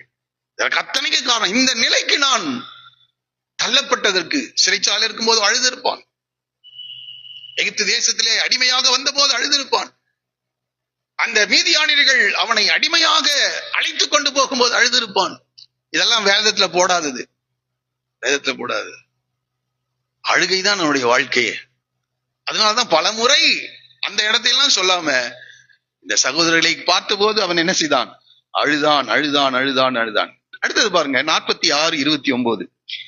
யோசேப்பு தன் ரதத்தை ஆயத்தப்படுத்தி அதன் மேல் ஏறி தன் தகப்பனாகி இஸ்ரவேலை சந்திக்கும்படி போய் அவனை கண்டு அவனுடைய கழுத்தை கட்டிக்கொண்டு, எப்படி எழுதானா, வெகு நேரம் அவன் கழுத்தை விடாமல், படிக்கும் போது எதையுமே உடையுது. எவ்வளவு தூரம் அப்பா அவன் நேசிச்சிருப்பான்ல. அதனாலதான் அவன் உண்மையா இருந்ததுனாலதான் அவங்க அப்பா அவனை நேசித்து பலவர்ணமான அங்கியை செய்து கொடுத்தான். ஆனால் நடுவில் ஏற்பட்ட பிரச்சனை 22 ஆண்டுகள் கழித்து எங்க இருக்கான்னு கூட தெரியாது. யாரு இந்த யோசேப்பு எங்க இருக்கான்னு தெரியாது. அவன் கழுத்தை கட்டி கொண்டு, அந்த வார்த்தை பாருங்க, விடாமல் என்ன செய்தானா, வெகு நேரம் அழுதான். வெகு நேரம். மோசே ரொம்ப அழகா எழுதியிருக்கிறாருங்க, அவருடைய ரைட்டிங்ஸ் ரொம்ப அற்புதமா இருக்குது. வெகு நேரம் கழுத்தை கட்டி கொண்டு விடாமல் அழுதான். எவ்வளவு பாரம் இருந்திருக்கும் கொஞ்சம் யோசிச்சு பாரு. சத்தம் விட்டு அழுதான். பார்வோனுடைய வீட்டார் கேட்கிற அளவு அவன் கவலைப்படலைங்க. ஏன்னா அவ்வளவு துக்கத்தை, வேதனைகளை, பாடுகளை, சிறுமையை, அவமானத்தை, நிந்தையை, புறக்கணிப்பை அவன் அனுபவித்திருக்கிறான். அவ்வளோ காரியத்தை அவன் அனுபவித்திருக்கிறான். எனக்கு கேட்கிறாரும் யானவளே, இந்த காலை வேளை அவ்வளவு அழுகை. அடுத்தது பாருங்க 50ஆம் அதிகாரம் 1வது வசனம், 50:1. அப்பொழுது யோசேப்பு தன் தகப்பனுடைய முகத்தின் மேல் விழுந்து, தகப்பன் மரணம் அடைந்து விட்டார், இப்போ அவனுடைய முகத்தை மேல் விழுந்து அழுது அவனை முத்தம் செய்தான். அழுதான் அழுதான் அழுதான் அழுதான். கண்ணீரே அவனுக்கு உணவாயிருச்சு என்று சொல்லது போல அவன் வாழ்க்கையில கண்ணீர் தாங்க. எந்த நன்மையும் பார்க்கல, எந்த ஒரு காரியத்தையும் அவன் பார்க்கல, கண்ணீர் தான். எனக்கு ஒரு 22 ஆண்டுகள் கண்ணீரிலே அவன் வாழ்கிறான், கண்ணீரிலே வாழ். இப்பொழுது திரும்பவும் இவர்கள் வந்து சொன்ன போது திரும்பவும் அவன் என்ன செய்கிறான், அழுகிறான், திரும்பவும் அழுகிறான். எனக்கு ரொம்ப ஆச்சரியமா இருக்கு. பழைய ஏற்பாட்டின் நாட்களிலே எந்த ஒரு சத்தியத்தையும், புதிய ஏற்பாட்டு சத்தியங்கள், உபதேசங்கள் நமக்கு எத்தனையோ கொடுக்கப்பட்டிருக்கிறது, எதையுமே கேட்டிராத இப்படிப்பட்ட சபைகள், ஊழியர்கள், காரியங்கள் எதுவுமே இல்லாத போது தேவனுடைய இருதயத்தை அப்படியே பிரதிபலிக்கிறவனாக காணப்படுகிறான். தேவனுடைய இருதயத்தை அப்படியே, ஒரு நிழல் கூட சொல்ல, அப்படியே அவன் தேவனுடைய இருதயத்தை பிரதிபலிக்கிறவனாக காண. சரி, இவங்க சொன்னாங்க, இந்த முயற்சி யார், இந்த சகோதரர்கள் எடுத்த இந்த முயற்சி எப்படி பலனளித்தது? ஆனா பலனளித்ததா என்று யோசிச்சா அதுக்கு அவசியமே இல்லை. என்றால் யோசேப்பு ஏற்கனவே அவர்களை எல்லாம் என்ன செஞ்சிருக்கான்? மன்னித்து வைத்திருக்கான். ஏற்கனவே மன்னித்தான், மறந்துட்டான். அந்த சம்பவங்களையே என்ன, அந்த 17 ஆண்டுகள் ஆகிவிட்டது, மறந்து விட்டு அவர்களையும் அவருடைய குடும்பங்களையும் அவருடைய பிள்ளைகளையும் அவருடைய சந்ததிகளையும் 17 வருடங்கள் என்ன செஞ்சிருக்கான்? பராமரித்திருக்கிறான். நாமளும் அந்த சொல்ல, மன்னிப்பு கேட்கட்டுங்க, அப்புறமேல் பராமரிக்கலாம். ஃபர்ஸ்ட் அவன் ரியலைஸ் பண்ணணும் அப்படின்னு நம்ம, அவன் உணர வேண்டும் அவனுடைய தவறை. அவன் தவறை உணர்ந்து மன்னிப்பு கேட்டு அதை சரிப்படுத்தின பிறகு நான் அவனுக்கு உதவி செய்கிறேன் என்று நாம் சொல்லுவோம். ஆனால் யோசேப்பு எந்த ஒரு சத்தியத்தையும் கேட்கல, அவங்க மன்னிப்பே கேட்கல. ஆனா அவன் மன்னித்தான், அன்பு கூர்ந்தான். அவங்களுக்கு மாத்திரம் இல்லைங்க, அவங்க சந்ததிகளுக்கே 17 ஆண்டுகள். யோசிச்சு பாக்க ஆச்சரியமா இருக்கு. அவங்க ஒவ்வொரு முறை தானியத்திற்காக வரும்போதும் அவர்களிடத்துல காசு வாங்கலைங்க. அந்த காசு எல்லாம் அவங்க பண முடிப்பையெல்லாம் அவங்களுடைய பேக்கேஜ்ல என்ன போட்டு அனுப்பிவிட்டான். கடைசியாக அவர்களுக்கு வெளிப்படுத்தின பிறகு யார் சட்டையை உரிந்தார்களோ அவர்களுக்கு வஸ்திரங்களை கொடுத்து, ஆகாரத்தை கொடுத்து, அவர்களுடைய குடும்பத்தினர் எகிப்து தேசத்திற்கு கடந்து வரும்படியாக ரதங்களையும் குதிரைகளையும் வழிக்கான ஆகாரத்தையும் கொடுத்து பஞ்ச காலத்திலே ஆதரித்தான். எல்லாம் இருக்கிற காலத்துல அல்ல, எந்த காலத்துல? எப்பொழுது சகோதரர்கள் அவனை சந்தித்தார்களோ அப்பொழுதே சகோதரருடைய எல்லா குறைவுகளையும் அவன் ஏற்றுக்கொண்டான். அப்படியே இயேசுவை நான் பார்க்கிறேன், பிதாவை நான் பார்க்கிறேன். எல்லா தவறுகளும் நம்ம மன்னிப்பு கேட்ட பிறகு நம்மளை ஆதரிக்கலைங்க. நம்ம மன்னிப்பு கேட்காத போதும் தேவன் நம்மை ஆதரித்து வந்தார். அவர் மாத்திரம் நம்மளை ஆதரிக்கல அப்படின்னா நிச்சயமா நான் சொல்றேன், என்றைக்கோ அழிந்து போய். அவர் நல்லோர் மேலும் தீயோர் மேலும் தம்முடைய சூரியனை உதிக்க பண்ணி நம்முடைய மழையை பெய்ய பண்ணுகிறார். எல்லா நபர்களுக்கும் நன்மை செய்கிறவராகவே இருக்கிறார். அவரை ஏற்றுக்கொண்டவர்களுக்கு மாத்திரம் அல்ல, அவரை புறக்கணித்தவர்களுக்கும் அவர் என்ன செய்து கொண்டே இருக்கிறார்? நன்மை செய்து கொண்டே இருக்கிறார். பழைய ஏற்பாட்டின் நாட்களில் வாழ்ந்த இந்த யோசேப்பு தேவனை அப்படியே அவன் பிரதிபலிக்கிறவனாக இருக்கிறான். காலவேளையில நம்ம எல்லாரும் யோசேப்பு மூலம் மாறணும்னு ஆண்டவர் விரும்புகிறார். நம்ம எல்லாரும் ஆண்டவருடைய ஊழியக்காரர்கள். உங்களுடைய தகப்பனாருடைய தேவனுடைய ஊழியக்காரராகிய நாங்கள் என்று யார் சொல்றா? இந்த சகோதரர்கள் சொல்றார். அற்புதமான வார்த்தை, தேவனுடைய ஊழியக்காரர்கள். ஆரம்பத்துல ஒவ்வொருடைய வாழ்க்கையிலையும் பிரச்சனைகள் இருந்தது. ஆனால் பிரச்சனையோடு கூடவே முடித்து விடவில்லை அவர்களுடைய வாழ்க்கையை. தங்களுடைய வாழ்க்கையை சீர்படுத்தி சரிப்படுத்தி ஒப்புரவாகி மன்னிப்பு கேட்டு அவர்கள் ஊழியக்காரர்களாக மாறி இருக்கிறார்கள். அதனாலதான் அந்த ஒவ்வொரு குடும்பங்களையும் ஒவ்வொரு கோத்திரமாக தேவன் உருவாக்கி, ஆண்டவருக்கு தெரியுங்க வாக்குத்தத்தம் வந்துரும் எல்லாருக்கும், நமக்கு கூட வாக்குத்தத்தங்கள் வரும். ஆனால் உருவான பிறகுதான் வாக்குத்தத்தங்களை என்ன செய்யும்? நிறைவேறும். அது நிறைவேறிட்டு உட்கார்ந்துட்டு ஒரு நாளும் உன்னுடைய வாழ்க்கையில வாக்குத்தத்தங்கள் நிறைவேறாது. உருவாகணும். தேவன் கிருபையாக இப்படி உருவாகிடுவான் என்று அவருக்கு தெரிந்ததுனால வாக்குத்தத்தங்களை கொடுக்கிறார். யாக்கோபு பிரச்சனையை உடைய மனிதன் தான். தகப்பனாரை ஏமாற்றி விட்டு தான் கடந்து செல்கிறான். அவனோடு கூட கர்த்தர் பேசினார்ன்றதை நம்மளால ஏற்றுக்கொள்ளவே முடியாது. நான் பல நேரம் கேட்டிருக்கேன், ஏன் இவனோட பேசுனீங்க? அப்படியே கேட்டிருக்கேன் நானு, ஏன் இவனோட பேசுனீங்க? தன் சகோதரனை ஏமாற்றி விட்டு, தன் தகப்பனை ஏமாற்றி விட்டு கடந்து செல்கிற இவனோடு ஏன் பேசுகிறீர்கள் என்று கேட்டிருக்கேன். கிருபங்க, அதான் கிருப. பேதுரு மறுதலிப்பான் என்று தெரியும், ஆனால் அவனை பார்த்து சொல்கிறார், சீமோனே நீ கேபா எனப்படுவாய் என்று சொல்லுகிறார். சொல்லுவோமா? ஆமா. அதனால அவர் சொல்லிட்டதுனால நான் பெரிய பரிசுத்தவான் நினைச்சிட கூடாது. அதுதான் இங்க பிரச்சனை. ஆண்டவரே எனக்கு வாக்குத்தத்தம் கொடுத்துட்டா நான் யாரு? பரிசுத்தவான் நினைச்சிடாதீங்க. இன்னும் திருந்த வேண்டிய காரியங்கள் இருக்கிறது, சரிப்படுத்த வேண்டிய காரியங்கள் இருக்கிறது. தேவனுடைய தரிசனத்தை நான் பெற்றுக்கொண்டதினால், தேவனுடைய அற்புதங்களை நன்மைகளை நான் பெற்றுக்கொண்டதினால் நான் பூர்ணமாக்கப்பட்டேன் என்று சொல்ல முடியாது. தேவன் கிருபையாக இவன் சரிப்படுவான்னு ஆண்டவருக்கு தெரியும். அதனால ஆண்டவர் என்ன செய்யறாரு? அவனோடு கூட பேசுறாரு, அவனோடு கூட வாக்குத்தத்தம் கொடுக்கிறாரு. இங்க நான் படிக்கிறேன், பார்க்கிறேன், எல்லாரும் ஊழியக்காரர்களாக மாறிவிட்டார்கள். சரி, இருக்கட்டும். இப்பொழுது தேவனுடைய கிருபை என்றால் என்ன? அந்த கிருபை என்ற வார்த்தைக்கு அர்த்தத்தை இந்த சகோதரர்கள் எல்லாரும் புரிந்து கொள்றாங்க. கிருபை என்ற வார்த்தைக்கு அர்த்தம். இப்போ நம்ம கிட்ட வந்து இப்படி ஒருத்தர் சொன்னாங்கன்னா நாம என்ன சொல்லியிருப்போம்னா, நீங்க சொல்றது இல்ல, நான் சொல்லியிருப்பேன்னா, நான் எவ்வளவு இரவுகள் நான் கண்ணீர் விட்டுருப்பேன் தெரியுமா? இவங்க வந்து சொல்றாங்க, எங்களை மன்னித்து விடுன்னு சாசாரமா விழுந்தா, அப்பா எந்திரிங்கப்பா அப்படின்ட்டு அழுவேன். நானும் அழுவேன், எல்லாம் பண்ணுவேன். ஆனா திரும்பி பார்த்து சொல்வேன், எவ்வளவு நாட்கள் நான் என்னுடைய இருதயத்துல கண்ணீர் வடித்திருப்பேன், எவ்வளவு நாட்கள் நான் தனிமையை உணர்ந்திருப்பேன், எவ்வளவு நாட்கள் நான் சாப்பிடாமல் இருந்திருப்பேன். இதெல்லாம் நான் சொல்லியிருப்பேன். எவ்வளவு நாட்கள் நான் சாப்பிடாம இருந்திருப்பேன் தெரியுமா? சாப்பிடவே பிடித்திருக்காது. எவ்வளவு நாட்கள் தனிமையில, எவ்வளவு நாட்கள் அழுது கொண்டு பெரிய ஒரு ஹிஸ்டரியை சொல்லியிருப்பேன். இவ்வளவு நிறைய வாழ்க்கையில் நடந்தது. இதுக்கெல்லாக்கு காரணம் நீங்க மாத்திரம் அன்னைக்கு செய்யாம இருந்தா பெரிய லெக்சரே கொடுத்திருப்பேன். அவன் ஏன்டா மன்னிப்பு கேட்க வந்தானே அவன் ஓடிடுவான். ஐயோ, அவனே ஏற்கனவே அழுதுட்டு இருக்கான். நான் அப்படிலாம் செஞ்சிருப்பேங்க. உண்மையா உங்களை சொல்லல, நீங்க எப்படி செஞ்சிருப்பீங்கன்னு தெரியல எனக்கு. நீங்களா யோசிச்சு பாருங்க. நான் இதை யோசிச்சு பார்த்தேன், நான் செஞ்சிருப்பேன். ஆனா இப்படி செய்யக்கூடாதுன்னு நான் இன்றைக்கு கற்றுக்கொண்டேன். அப்படி யாருக்கும் செஞ்சதில்லைன்னு நான் நினைக்கிறேன். ஒருவேளை இருந்திருக்கலாம், மாம்சத்தை தானே எல்லாரும் இருக்கும். சரி, ஓகே. ரொம்ப நம்ம அவங்கள இது பண்ணியிருக்கோம். சில நபர்களை நான் பார்த்திருக்கேன், என்னுடைய வாழ்க்கையில, ஊழியத்துல பார்த்திருக்கேன். மன்னிப்பு கேட்க வந்தவர்களை நிற்க வைத்து சரியான காரியத்தை செஞ்சு அடிச்சிருக்காங்க. வச்சு செஞ்சுட்டான்னு சொல்றாங்கல்ல இப்ப எல்லாரும். அந்த மன்னிப்பு கேட்க வந்தவனை நிக்க வச்சு செஞ்சு அனுப்பின அநேக ஊழியர்களை நேரடியாக நான் சந்தித்திருக்கிறேன். அனுபவத்துல அநேக பெரியவர்களை நான் பார்த்திருக்கிறேன். தயவுசெய்து யாராவது இதுவரைக்கும் உங்ககிட்ட மன்னிப்பு கேட்க வந்தவர்களை வச்சு செஞ்சு அனுப்பாதீங்க. கர்த்தர் கொஞ்சம் ரிவர்ஸ் பண்ணாருன்னா நம்ம எல்லாம் நிக்கவே முடியாதுங்க.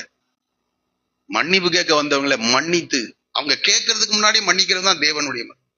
இதாவே இவர்கள் செய்கிறது இன்னதென்று இவளை மன்னியும் என்று கேட்கணும். ஸ்தேவான் அதை தான் செய்வான். அவங்க மன்னிப்பு கேட்கிறாங்கன்னு இல்லைங்க, அவங்க மன்னிப்பு அவங்க உங்களுக்கு விரோதமாய் பேசி கொண்டிருக்கும் போது, என் வாழ்க்கையில அதை பிராக்டிஸ் பண்ண கற்று உதவி செய்ய, எனக்கு விரோதமாய் நேரடியாக செய்யாத அபாண்டமான செயல்களுக்காக சொல்லிக் கொண்டிருக்கிறவர்களுக்காக உட்கார்ந்து ஜெபித்திருக்கிறேன்.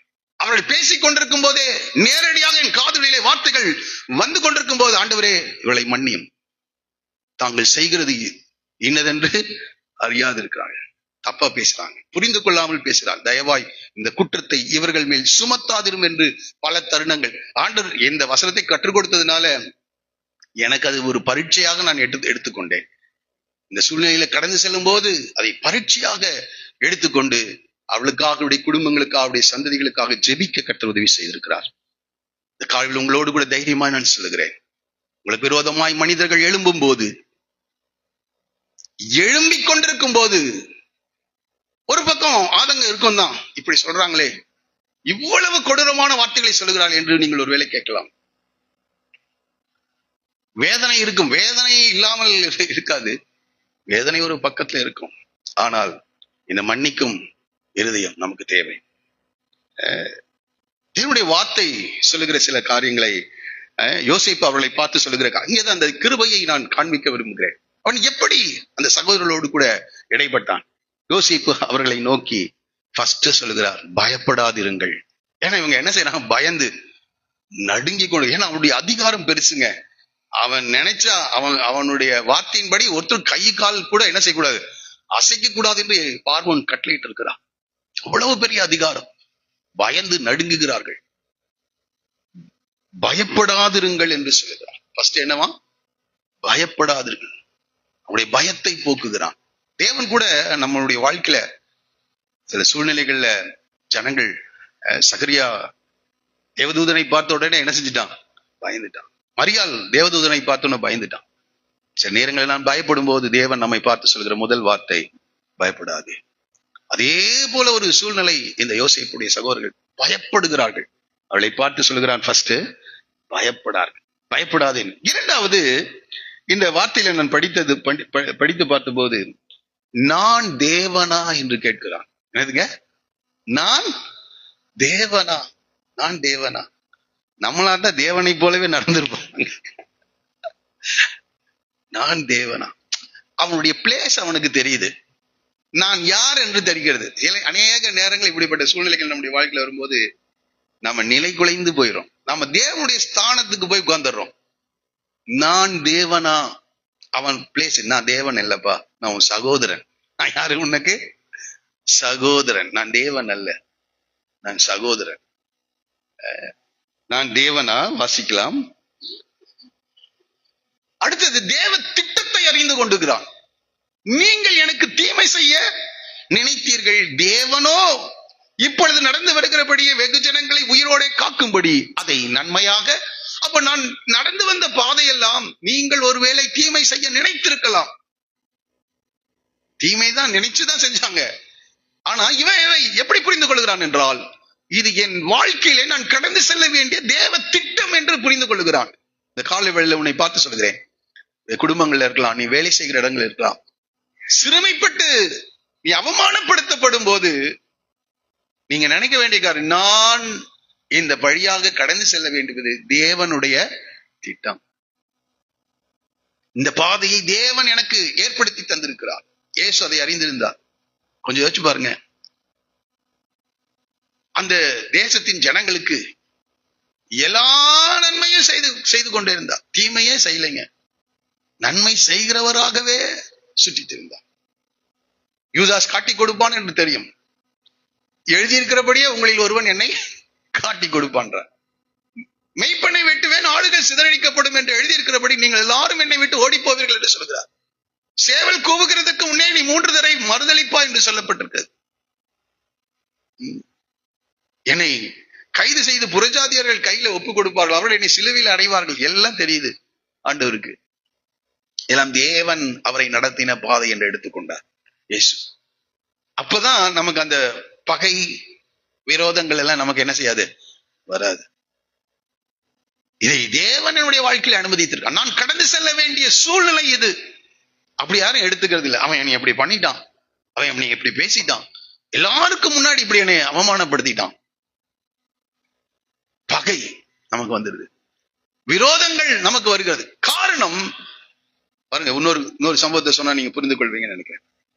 அப்சலோமுக்கு பயந்து தாவீது இந்த கிதரோன் ஆற்றை கடந்தவன் கடந்து செல்கிறான். மலையின் மேல் இருந்து சிமேயும் ஜனங்களும் அவன் மேல் என்ன செய்றாங்க, கல்லு எறிகிறான், தூஷிக்கிறான். ரத்த பிரியனே, பேலியாளின் மகனே, புறப்பட்டு போ, இன்றைக்கு உன்னுடைய ராஜ்யபாரத்தை கர்த்தர் சவுலின் வீட்டார் இடத்துக்கு திருப்ப போகிறார் என்று யார் பேசிட்டு இருக்கா?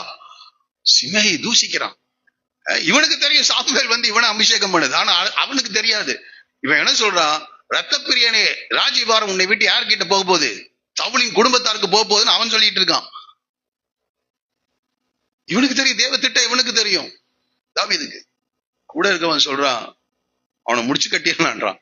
அவ தாவீது சொல்லுகிறான், இல்ல இல்லை, அவன் தூஷிக்கட்டும். தேவன் அவனை தூஷிக்கும்படி என்ன செஞ்சிருக்கிறாரு, எழுப்பி விட்டு இருக்கிறார். இந்த அண்டர்ஸ்டாண்டிங், இந்த புரிதல் நமக்கு வேண்டும். இந்த யோசேப்புக்கு அந்த புரிதல் இருந்தது. எனக்கு அநேக நேரங்களிலே நமக்கு புரிதல் இல்லாததினாலே மனிதர்களை கையில மட்டும் கத்தி மட்டும்தாங்க இல்ல, கத்தி மட்டும்தான் பயன்படுத்தல, வீட்டுல சபித்து அவங்கள என்ன செஞ்சிருவோம், அப்படியே வெட்டி அதுல அதாவது சொன்ன ஒரு பையன் தன்னுடைய மனைவி தனக்கு விரோதமாக துரோகம் இழைத்த போது அவ்வளவு குத்துனானாமா. அது மாதிரி நம்ம வார்த்தையால நேரடியாகவும் சரி மறைமுகமாகவும் சரி குத்தி, ஒவ்வொரு குத்து கணக்கு போட்டா எவ்வளவுதான் வருமோ தெரியல, நமக்கு அவ்வளவு பண்ணிடுவோம். நம்ம ஒரே ஒரு காரியம், தேவன் நடத்துகிறார், தேவன் அனுமதித்திருக்கிறார், தேவன் அவனை எழுப்பி இருக்கிறார், அவன் பேசட்டும். தாவீது இன்னொன்னு சொல்றான், இதை பார்த்தாவது தேவன் எனக்கு இறங்கட்டும், இதை பார்த்தாவது இறங்கட்டும். ஆகவே நன்றாய் புரிந்து கொள்ள, இதை பார்த்தாவது இறங்கட்டும். இறங்கினாரா? இறங்கினார். எந்த சிமையை தூஷித்தானோ அந்த சிமை முதல்ல வந்து மன்னிப்பு கேட்கிறான். யார்கிட்ட? தாவீது கிட்ட. கொஞ்சம் பொறுமையா இருங்க, தேவன் சூழ்நிலைகளை மாற்றி காண்பிப்பார். எனக்கு அநேக நேரங்களிலே தேவன் என்னை நடத்துகிறார் என்ற உணர்வு அற்றவளாய் இருப்பதினால் அவங்க ஒண்ணு சொன்னா நம்ம 16 சொல்றோம். இப்பெல்லாம் 1க்கு 2 எல்லாம் கிடையாது. ஒண்ணுதான் சொல்லுவான், நம்ம எத்தனை சொல்லுவோம்? 16. தேவன் உனக்காக கிரியை செய்ய முடியாது. தேவனுடைய ஒரு தலைவனாக அநேக ஜனங்களை கிறிஸ்துவுக்கு நேராக வழி நடத்துகிற ஒரு மனிதனாக தேவன் உன்னை உருவாக்க முடியாது. அநேகருக்கு உன்னை ஆசீர்வாதமாய் மாற்ற முடியாது. குடும்பத்துக்கே ஆசீர்வாதமாய் மாறாமல் போயிடும். பகை இருந்தால், விரோதங்கள் இருந்தால் குடும்பத்துக்கே ஆசீர்வாதமா இல்லாமல் போயிடுவோம். பாருங்க, சொல்றான், நீங்கள் எனக்கு தீமை செய்ய நினைத்தீர்கள், தேவனோ இந்த வழியில என்னை நடத்தினார்ப்பா. இது தேவ திட்டம் என்பதை புரிந்து கொண்டு வெகு ஜனங்களை உயிரோட காக்கும்படி அதை என்ன செய்தார்? நன்மையாக முடிய பண்ணினார். அதனாலதான் அவனுக்கு பகை இல்லாமல் இருக்கு. வெகு ஜனங்களுக்கு இதெல்லாம் இல்லாம இருந்ததுனாலதான் அவனை உயர்த்தினாரான். எப்போது ஒரு மனிதனை தேவன் பயன்படுத்துறது எப்படின்னா, தேவ சாயலாக மாறதான் அவனை பயன்படுத்துறாரு. தேவனுடைய நீதி, தேவனுடைய தயவு, தேவனுடைய பொறுமை, தேவனுடைய அன்பு அந்த மனிதனுடைய இருதயத்துக்குள் நிரப்பப்படும் போது ஆட்டோமேட்டிக்கா தேவன் அவனை பயன்படுத்த ஆரம்பிக்கின்றார். அவனுக்கு அநேகருக்கு உதவி செய்கிறவனாய் மாற்றுகிறார். இந்த காலை வேளையில அவன் சொல்லுகிறான், வெகு ஜனங்களுக்கு உயிரோட காக்கும்படி அதை நன்மையாக, ஆதலால் என்ன செய்யாதுங்க, பயப்படாதிருங்கள் என்று சொல்லுகிறார். சரி, இருக்கட்டும். நாம கூட இது பவுல் இந்த சத்தியத்தை எழுதுகிறார். வாசிக்கலாம். எபேசியருக்கு எழுதின நிருபம் 4ஆம் அதிகாரம் 32வது வசனம். எபேசியர் 4:32. எல்லாரும் சேர்ந்து படிக்க போகிறோம். எல்லாரும் இதை படிக்கணும் விரும்புறேன். வாசிக்கலாமா? எபேசியர் 4:32. ஒருவருக்கொருவர் தயவாயும் மன உருக்கமாயும் இருந்து கிறிஸ்துவுக்குள் தேவன் உங்களுக்கு மன்னித்தது போல நீங்களும் ஒருவருக்கொருவர் எப்படிங்க மன்னிக்கணும்? போ அப்படின்னு இல்ல. இந்த முதல் விசை தெய்வம் இருந்தான்ல, அப்சலோம் வர்றான் தாவீது கிட்ட. அவன் மனம் திரும்பல, ஆனாலும் வர்றான். அவன் என் முகத்தை பார்க்க வேண்டியதில்லை. யார் சொன்னது? தாவீது. அவன் முகத்தை பார்க்க வேண்டியதில்லை, அவனை போ சொல்லுன்ட்டான் தாவீது. இப்படிதான் நாம மன்னிக்கிறோம்.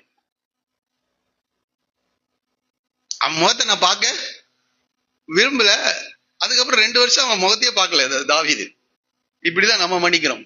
ஆனால் வேதம் என்ன சொல்லி கொடுக்கிறது என்றால், ஒருவருக்கொருவர் தயவாயும், அடுத்தது மன உருக்கமாயும் இருந்து கிறிஸ்துவுக்குள் தேவன் உங்களுக்கு. ஆனா நாம மட்டும் தப்பு பண்ணிட்டு ஆண்டவர் சமூகத்தை வந்து தைரியமா, ஆண்டவரே என்னை மன்னிச்சிருங்க, கொஞ்சம் பேசிட்டேன் கொஞ்சம். ஏன்னா அவனை பேசுறது யார பேசுறது? ஆமா, அவனுக்கு விரோதமாக தீங்கிழைக்கிறது, தேவனுக்கு விரோதமாக தீங்கிழைக்கிறது. பேசிட்டு வந்துட்டு நேரடியா அவர் முன்னாடி வந்து நின்று பேசு. ஆனா நமக்கு அவர் எப்படி மன்னிக்கணும்னா, தயவாயும் மன உருக்கமாயும் அவர் எனக்கு என்ன செய்யணும்? மன்னிக்கணும். ஆனா என்னிடத்துல யாராவது வந்து கேட்டாங்கன்னா, அவங்க என் முகத்தையே பார்க்க வேண்டியது அவசியம் இல்லை அப்படின்னு ஒரே ஓட்டு ஓடிவோம். ஆனால் ஒருவருக்கொருவர் தயவாயும் மன உருக்கமாயும் கிறிஸ்துவுக்குள் தேவன் உங்களுக்கு மன்னித்தது போல நீங்களும் ஒருவருக்கொருவர் மன்னியுங்கள். மத்தேயு 6ஆம் அதிகாரம் 12வது வசனத்துல இயேசு ஜெபிக்கும் போது இந்த வார்த்தையை மறக்காம சொல்லுன்றார். நாம அந்த ஜெபத்தையே சொல்றது இல்ல வசதியா. மத்தேயு 6:12, நாங்கள் எங்கள் கடனாளிகளுக்கு நாங்கள் மன்னிக்கிறது போல எங்கள் கடன்களை எங்களுக்கு மன்னியும் அப்படின்னு சொல்றாங்க. எங்கள் கடன்களை எங்களுக்கு மன்னியும். இன்னொரு காரியம் 6ஆம் அதிகாரம் 14:14 வாசிக்கலாம். 14:15, மனுஷனுடைய தப்பிதங்களை நீங்கள் அவர்களுக்கு மன்னித்தால் உங்கள் பரமபிதா உங்களுக்கும் மன்னி. நாம மன்னித்தால் தான் நம்முடைய பரமபிதா நமக்கு என்ன செய்வாராம்? மன்னிப்பார். இதுக்கு அநேக நேரங்கள நம்ம அநேகருக்கு மன்னிக்க முடியல. நல்லா புரிஞ்சுக்குங்க, நம்ம மன்னிக்கலன்னா அவர் என்ன செய்ய மாட்டார். நமக்கு தெரியும், அந்த ஒரு மனிதன் 10,000 தாலந்து ஒரு ராஜா வீட்டுல கடன் வாங்கினானா. எத்தனை தாலந்து? 10,000 தாலந்து. அது எவ்வளவு பெரிய ஒரு தொகை. பல 100 கோடிகள் மதிப்பு இருக்கு. பல 100 கோடி. ஆனா அவனிடத்துல கடன் பெற்ற 100 தாலந்து கடன் பெற்றவனுக்கு என்ன செய்ய முடியல, அவனால மன்னிக்க முடியல. ராஜா அவனுடைய கடன்களை எல்லாம் மன்னித்தாராம். ஆனா இவனால் மற்றவர்களுக்கு என்ன செய்யல, மன்னிக்க முடியல. கடைசியில என்ன ஆயிடுச்சு தெரியுமா? கடன்களை ரத்து செய்த அந்த மனிதனுடைய கடன்களை திரும்பவும் செலுத்தி தீர்க்கும் வரைக்கும் அவனை கைது செய்து அவனை சிறைச்சாலையில வைத்தான் என்று படிக்கிறோம். அதே போல நம்முடைய வாழ்க்கையில நாம மன்னிக்கலன்னா எப்படி மன்னிக்கணுமா? கிறிஸ்து மன்னித்தது போல மன்னிக்கணுமா? தயவாயும் மன உருக்கமாயும் நாம் மன்னிக்க வேண்டும். சரி, மனுஷனுடைய தப்பிதங்களை நீங்கள் அவர்களுக்கு மன்னியாதிருந்தால் உங்கள் பிதா உங்கள் தப்பிதங்களையும் மன்னியாதிருப்பார். அடுத்தது லூக்கா 6ஆம் அதிகாரத்தை எடுத்துக்கொள்ளுங்க. அது அங்க நம்ம படிக்கிறோம். எல்லாரும் அந்த வசனத்தை நம்ம படிச்சா நல்லதுன்னு தான் நினைக்கிறேன். ஒரு பெரிய பேசேஜ் தான், ஆனா நம்ம அதை பார்க்கணும். 6ஆம் அதிகாரம்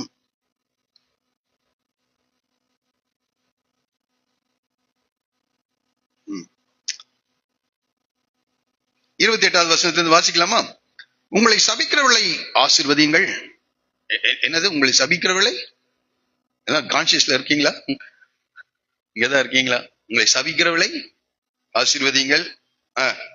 உங்களை நிந்திக்கிறவர்களுக்காக உன்னை ஒரு கன்னத்தில், அதுதான் இன்னும் வாங்கலன்னு நினைக்கிறேன் இல்ல, உன்னை கன்னத்தில் அறைகிறவனுக்கு மறு கன்னத்தில் கொடு இல்ல, மறு கன்னத்தையும் கன்னத்தில் இல்ல கன்னத்தை கொடு. ஓகே. உன் அங்கியை எடுத்துக்கொள்கிறவனுக்கு ஏதாவது அங்கேயே இப்ப யாரும் உங்க சுடிதாரையோ உங்களுடைய சாரியோ பேண்ட் ஷர்ட்டையோ யாரும் எடுக்கிறது இல்ல. உங்களுக்குரியதை சிலர் என்ன செய்வாங்க, தெரியாம தூக்கிட்டு போயிடுவான், தெரிஞ்சே தூக்கிட்டு போவான். அடுத்தது உன் அங்கே எடுத்துக்கொள்கிறவனுக்கு உன் வஸ்திரத்தையும் எடுத்துக்கொள்ள தடை பண்ணாதே. உன்னிடத்தில் கேட்கிற எவனுக்கும் கொடு, உன்னுடையதை எடுத்துக்கொள்கிறவனுக்கு அதை திரும்ப. இந்த அளவுக்கு போகணும். நாமளா இருந்தா என்ன செய்வோம்? கேட்டுட்டே இருப்போம், எப்படா கொடுக்குற? அதெல்லாம் மாத்திக்கிங்க, திரும்ப கேளாதே. மனுஷர் உங்களுக்கு எப்படி செய்ய வேண்டும் என்று விரும்புகிறீர்களோ, நம்ம யார்கிட்ட வாங்க, நம்ம கிட்ட கேட்டா நமக்கு எப்படி இருக்கும்? என்ன சும்மா சும்மா கேக்குறீங்க, நான் கொடுப்பேன் தெரியாதா அப்படின்னு நாம என்ன செய்வோம்? அவங்கள அடிச்சு விட்டுருவோம். அப்ப இங்க என்ன சொல்லுகிறாரு ஆண்டவர்? மனுஷர் உங்களுக்கு எப்படி செய்ய வேண்டும் என்று விரும்புகிறீர்களோ அப்படியே நீங்களும் அவர்களுக்கு செய்யுங்கள். அடுத்தது நாம எல்லாம் செய்யறது, உங்களை சிநேகிக்கிறவர்களையே, அதுதான் நம்ம பிரைஸ் லார்ட்னா பிரைஸ் லார்ட் தான், அவ்வளவுதான். சிநேகி யார் நம்மளை அன்பு கூறாங்களோ அவங்களுக்கு தாங்க நம்ம செய்ய முடியும். உங்களை சிநேகிக்கிறவர்களையே நீங்கள் சிநேகித்தால் உங்களுக்கு பாவிகளும் தங்களை சிநேகிக்கிறவர்களை சிநேகிக்கிறார்களே. நீ என்ன பெரிய ஆளுன்னு கேட்கிறாரு, என்ன கட்டுடைய ஊழியக்காரன்? உங்களுக்கு நன்மை செய்கிறவர்களுக்கே நீங்கள் நன்மை செய்தால் உங்களுக்கு பலன் என்ன? பாவிகளும் செய்ய திரும்ப கொடுப்பார்கள் என்று நம்பி நீங்கள் கடன் கொடுத்தால் உங்களுக்கு பலன் என்ன? திரும்பி வரும்னு கடன் கொடுக்க கூடாதான். கடன் கேட்பாங்கன்னே நம்ம என்ன செஞ்சிடறோம்? சிலரோடு கூட உங்க கஷ்டத்துல இருக்காங்க, இப்ப போனா நம்ம கிட்ட என்ன செய்வாங்க? கேட்பாங்கன்னே போகாம இருப்போம். ஆனா திரும்ப கொடுப்பார்கள் என்று நினைத்து நம்பி நீங்கள் கடன் கொடுத்தால் உங்களுக்கு பலன் ஆண்டவர் கொடுக்கிறாரு. நாம் அப்படி கொடுத்தா ஆண்டவர் நமக்கு திரும்ப கொடுப்பார். திரும்ப தங்களுக்கு கொடுக்கப்படும்படியாக பாவிகளும் பாவிகளுக்கு நீ என்ன ரட்சிக்கப்பட்டவன் அப்படின்னு கேட்கிறாரு. உங்கள் சத்துருக்களை சிநேகியுங்கள், நன்மை செய்யுங்கள், கைமாறு கருதாமல் கடன் கொடுங்கள், அப்பொழுது உங்கள் பலன் மிகுதியாயிருக்கும். இதை நம்புறோமா? நம்ம இன்னைக்கு நம்புவோம். உங்கள் பலன் மிகுதியாயிருக்கும். உன்னதமானவருக்கு நீங்கள் பிள்ளைகளாயிருப்பீர்கள். அவர் நன்றி அறியாதவர்களுக்கும் துரோகிகளுக்கும் நன்மை செய்கிறாரே. ஆகையால் உங்கள் பிதா இரக்கமுள்ளவரா இருக்கிறது போல நீங்களும். ஆமா, நம்ம பிதா அவன் ஒருத்தர் இருக்கிறான், திருடன் திருடவும் கொல்லவும் அழிக்கவும் வருகிறான். அவன் எல்லாத்தையும் அழிக்கிறவன். அவனை பிதாவை வச்சா நாமளும் என்ன செய்வோம்? அழிக்கிறவர்களாக இருப்போம், பகைக்கிறவர்களாக இருப்போம், பகைகள் விரோதங்கள் சண்டைகள் செய்கிறவர்களாக இருப்போம். ஆனா உங்கள் பிதா இரக்கமுள்ளவராய் இருக்கிறது போல நீங்களும் இரக்கமுள்ளவர்களாயிருங்கள்.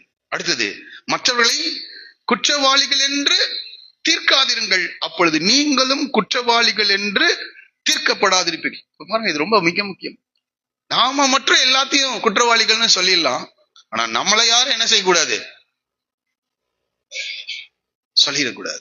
அப்படி சொல்லிட்டா அதை என்னால் தாங்க முடியாது. ஆனால் மற்றவர்கள் நான் சொன்னா தாங்கணும். கர்த்தர் நம்மோடு கூட பேசுவாராக. மற்றவர்களை குற்றவாளிகள் என்று தீர்க்காதிருங்கள். அந்த வேலையை ஆண்டவர் வச்சிருக்காரு, அல்லது அந்த ஸ்தானத்தை சிலருக்கு கொடுத்திருக்கிறார். உலகத்துல நியாயாதிபதிகள் இருக்காங்க, போலீஸ்காரங்களே குற்றம் இழைத்தவர்களை குற்றம் சாட்டப்பட்டவர்கள் தான் சொல்றாங்க. குற்றவாளிகள் சொல்றதுக்கு அவங்களுக்கு என்ன இல்ல, உரிமை இல்ல. நீதிமன்றங்கள் அவனை விசாரிச்சு அப்பதான் அவனே என்ன செய்யறான், குற்றவாளிகள். அதுக்கும் மேல அவன் என்ன செய்யறான், அப்பீலுக்கு போறான். இல்ல நான் குற்றவாளிகள் இல்ல. எத்தனை கீழ்கோர்ட்டு உனக்கு குற்றவாளி என்று சொன்னவங்க சுப்ரீம் கோர்ட் விடுதலை செய்திருக்கிறது தெரியுமா? நமக்கே தெரியும். அந்த ஸ்தானத்துல சிலரை வைத்திருக்கிறார். என்னால் அட்மினிஸ்ட்ரேஷன், நிர்வாகத்தை செய்யும்படியாக. அவர்கள் வேண்டுமென்றாலும் அதை செய்யட்டும். அந்த ஸ்தானத்துல நாம் இருந்தால் அதை செய்யலாம், இல்லாவிட்டால், ஏன்னா ஆண்டவர் மாத்திரம்தான் இருதயத்தை பார்க்கிறவர். செயல்களை நீங்களும் நானும் பார்க்கலாம். ஆண்டவர் இன்டென்ஷனை பார்க்கிறார். எந்த நோக்கத்திற்காக அவர்கள் செய்கிறார்கள், இன்டென்ஷன். இன்டென்ஷன் உனக்கு தெரியாது, எனக்கு தெரியாது. இருதயத்தில் இருக்கிறதை தேவன் மாத்திரமே அறிவார். செயல்களை நாம் பார்த்து ஒருத்தனுக்கு குற்றவாளிகள் என்று தீர்க்காதிருப்போமாக. நாம தீர்த்துட்டோம்னா தேவன் நம்மளை தீர்த்துருவார். உன்னை அந்த வேலையில வச்சனா, அந்த ஸ்தானத்தை நான் உனக்கு கொடுத்தனா என்று தேவன் நம்மிடத்துல கணக்கு கேட்கிறவராயிருக்கிறார். மற்றவர்களை குற்றவாளிகள் என்று தீர்க்காதிருங்கள், அப்பொழுது நீங்களும் குற்றவாளிகள் என்று தீர்க்கப்படாதிருப்பீர்கள். மற்றவர்களை ஆக்கினைக்குள்ளாக தீர்க்காதிருங்கள், அப்பொழுது நீங்களும் தீர்க்கப்படாதிருப்பீர்கள். இப்போ அடுத்த வார்த்தை தமிழ் வேதாகமத்துல விடுதலை பண்ணுங்கள், அப்பொழுது நீங்களும். இந்த வார்த்தையும் சரிதான். விடுதலை பண்ணுங்கள்னா அவங்களுக்கு இறங்கி அந்த அந்த அவங்களை குற்றவாளிகள் என்று தீர்க்காதபடிக்கு எப்படி நீதிமன்றங்கள் விசாரித்து குற்றவாளிகள் குற்றம் சாட்டப்பட்டவர்களை என்ன செய்யறாங்க, நிரபராதிகள் என்று விடுதலை பண்ணுங்க. அந்த அதை செய்ய சொல்றார், விடுதலை பண்ணுங்கள். ஆங்கில மொழிபெயர்ப்புல இங்க விடுதலை பண்ணுங்கள் என்று சொல்லல, மன்னியுங்கள் என்று சொல்லப்பட்டு, அப்பொழுது நீங்களும் மன்னிப்பை பெறுவீர்கள் என்று சொல்ல. இங்கிலீஷ் டிரான்ஸ்லேஷன் எடுத்து பாருங்க, மன்னியுங்கள் என்று சொல்லுகிறார். இங்க நம்ம தமிழ் வேதாந்தம் விடுதலை பண்ணுங்கள். காலை வேளையில அப்படியே அவர்கள் தவறு இழைத்திருந்தார்களும் மன்னியுங்கள், விடுதலை பண்ணுங்கள், நீங்கள் விடுதலை பண்ணப்படுவீர்கள் என்று சொல்லுகிறார். கீழே நீங்க அடுத்ததுதான் சொல்றாரு, கொடுங்கள் உங்களுக்கு. அவர் கீழே நீங்க படிச்சு பார்த்துட்டு வந்துட்டீங்கன்னா அந்த 38 கடைசியில, நீங்கள் எந்த அளவினால் அளக்கிறீர்களோ அந்த அளவினால் உங்களுக்கும் அளக்கப்படும். நன்றை, அது ரொம்ப மிக முக்கியம். மற்றவர்களுக்கு நியாய தீர்ப்பு சொல்றதுக்கு முன்னாடி கொஞ்சம் அதை யோசிப்போம். வசனத்தை அறியாத போது நாம செஞ்சிருக்கலாம். தாவீது கிட்ட நாத்தான் வந்து சொல்லிட்டு ஒரு கதையை சொல்றாரு, அந்த ஆடு குட்டி கதையை சொல்றாரு. உடனே அவன் நாளத்தனையாய் திரும்ப செலுத்தப்படும். உடனே சொல்றான், நீதான் உன்னுடைய வார்த்தையின்படி அந்த பனிஷ்மெண்ட் நாளத்தனையா. அவன் நியாயப்பிரமாணத்தை தான் சொன்னான். ஒரு ஆட்டை திருடினா நாளத்தனையா திரும்ப என்ன செய்யணும், கொடுக்கணும். வசனத்தை தான் சொன்னாரு, யாத்ரா புஸ்தகத்துல இருக்க அந்த வசனம் அதை தான் சொன்னார். அடுத்தவர்களுக்கு என்றால் உடனடியாக கேட்க கேட்க நமக்கு தீர்ப்புகள் என்ன செஞ்சிட்டு இருக்கோம், வசனம் வந்துட்டே இருக்கும். வசனம் தாங்க, ஆனாலும் கொஞ்சம் யோசிச்சு சொல்லுங்க. வசனம் தான், வசனத்தின் அடிப்படையில தீர்த்துட்டான். கடைசியில 4 பிள்ளைகளை இழந்துட்டான். யாரு? தாவீது 4 பிள்ளைகளை இழந்து விட்டான். அவன் வாயிலிருந்து வந்த வார்த்தை கேட்கிறார். ரொம்ப கவனமா, எந்த அளவினால் நாம் அளக்கின்றோமோ அதே அளவினால் நமக்கும் அளக்கப்படும். கொஞ்சம் நாட்டில சிறு வயதிலேயே நாங்க கிறிஸ்தவ குடும்பத்திலே பிறந்து ஊழியங்களிலே இருந்தபடினால் அநேக சம்பவங்களை நான் பார்த்திருக்கிறேன். எந்த அளவினால் அளக்கினார், என்ன வார்த்தைகளை சொல்லுகிறார்களோ அதே வார்த்தைகளை கேட்க வேண்டிய சூழ்நிலைகள் வந்து, இதே புல்பீட்டில இருந்து எத்தனை வார்த்தைகளை மனிதர்களுக்கு எதிராக பேச, அத்தனை வார்த்தை மற்ற புல்பீட்டில இருந்து அவர்களுக்கு வந்திருக்கிறதை நான் பார்த்திருக்கிறேன், கேட்டிருக்கிறேன்.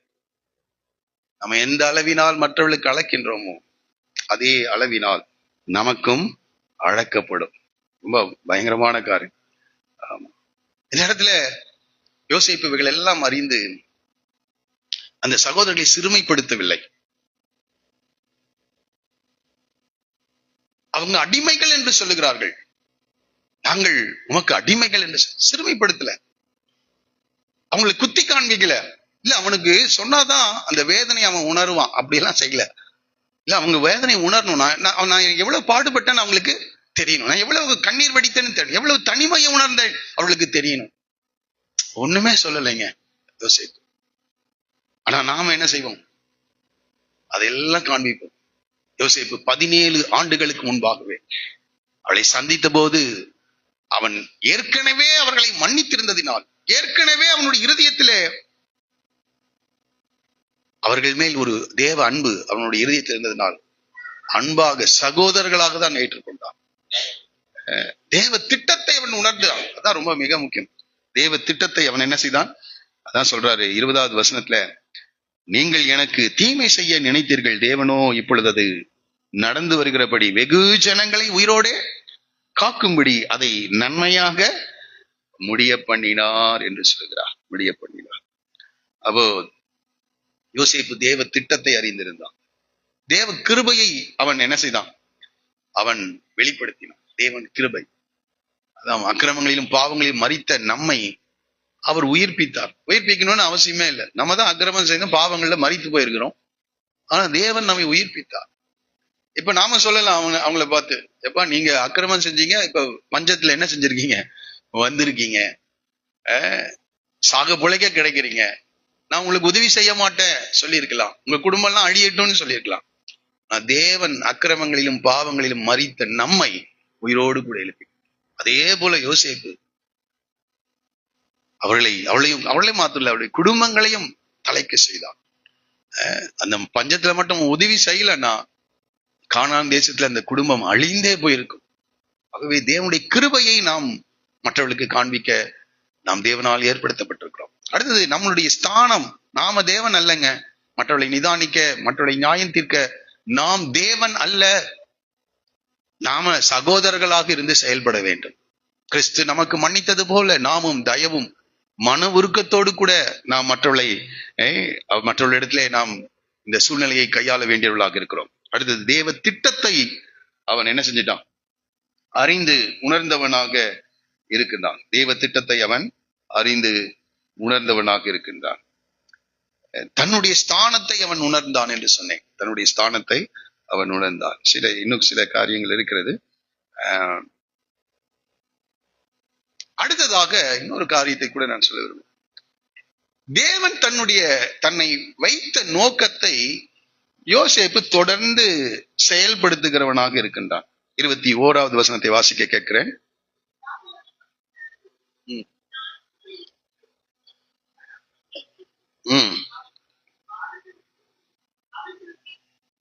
தொடர்ந்து அவன் பாருங்க, உங்களையும் உங்கள் குழந்தைகளையும் நான் என்ன செய்வேன்? இதுக்காக தான் ஏற்படுத்தி வைக்கப்பட்டவன். புரியுதுங்களா? ஏன் அந்த ஸ்தானம் வச்சிருக்காரு? ஆபிரகாமுக்கு ஆண்டவர் சொன்னாரு, தங்கள் தள்ளாத தேசத்துக்கு அவங்க என்ன செய்வாங்கப்பா? போவாங்க. தேவ திட்டம். யோசேப்பை முன்பாக கற்றுக் கொண்டு வந்திருக்கிறார். எதற்காக என்றால், இந்த குடும்பம் அழியக்கூடாது, இந்த 12 பேரும் கோத்திரங்களாக மாறணும், இந்த தேசத்துல வானத்தின் நட்சத்திரங்களை போல கடற்கரை மணலை போல அவர்கள் பெருக வேண்டும், இந்த கோத்திரங்களிலே கிறிஸ்து வரப்போகிறார், இந்த உலகத்துக்கு நம்முடைய குடும்பம் ஆசீர்வாதமா இருக்க போகிறது என்பதை அவன் அறிந்து சொல்லுகிறான். நான் உங்களையும் உங்கள் பிள்ளைகளையும் நான் என்ன செய்வேன்? பராமரிப்பேன். நம்மளை அதுக்காக தான் வச்சிருக்கிறாரு.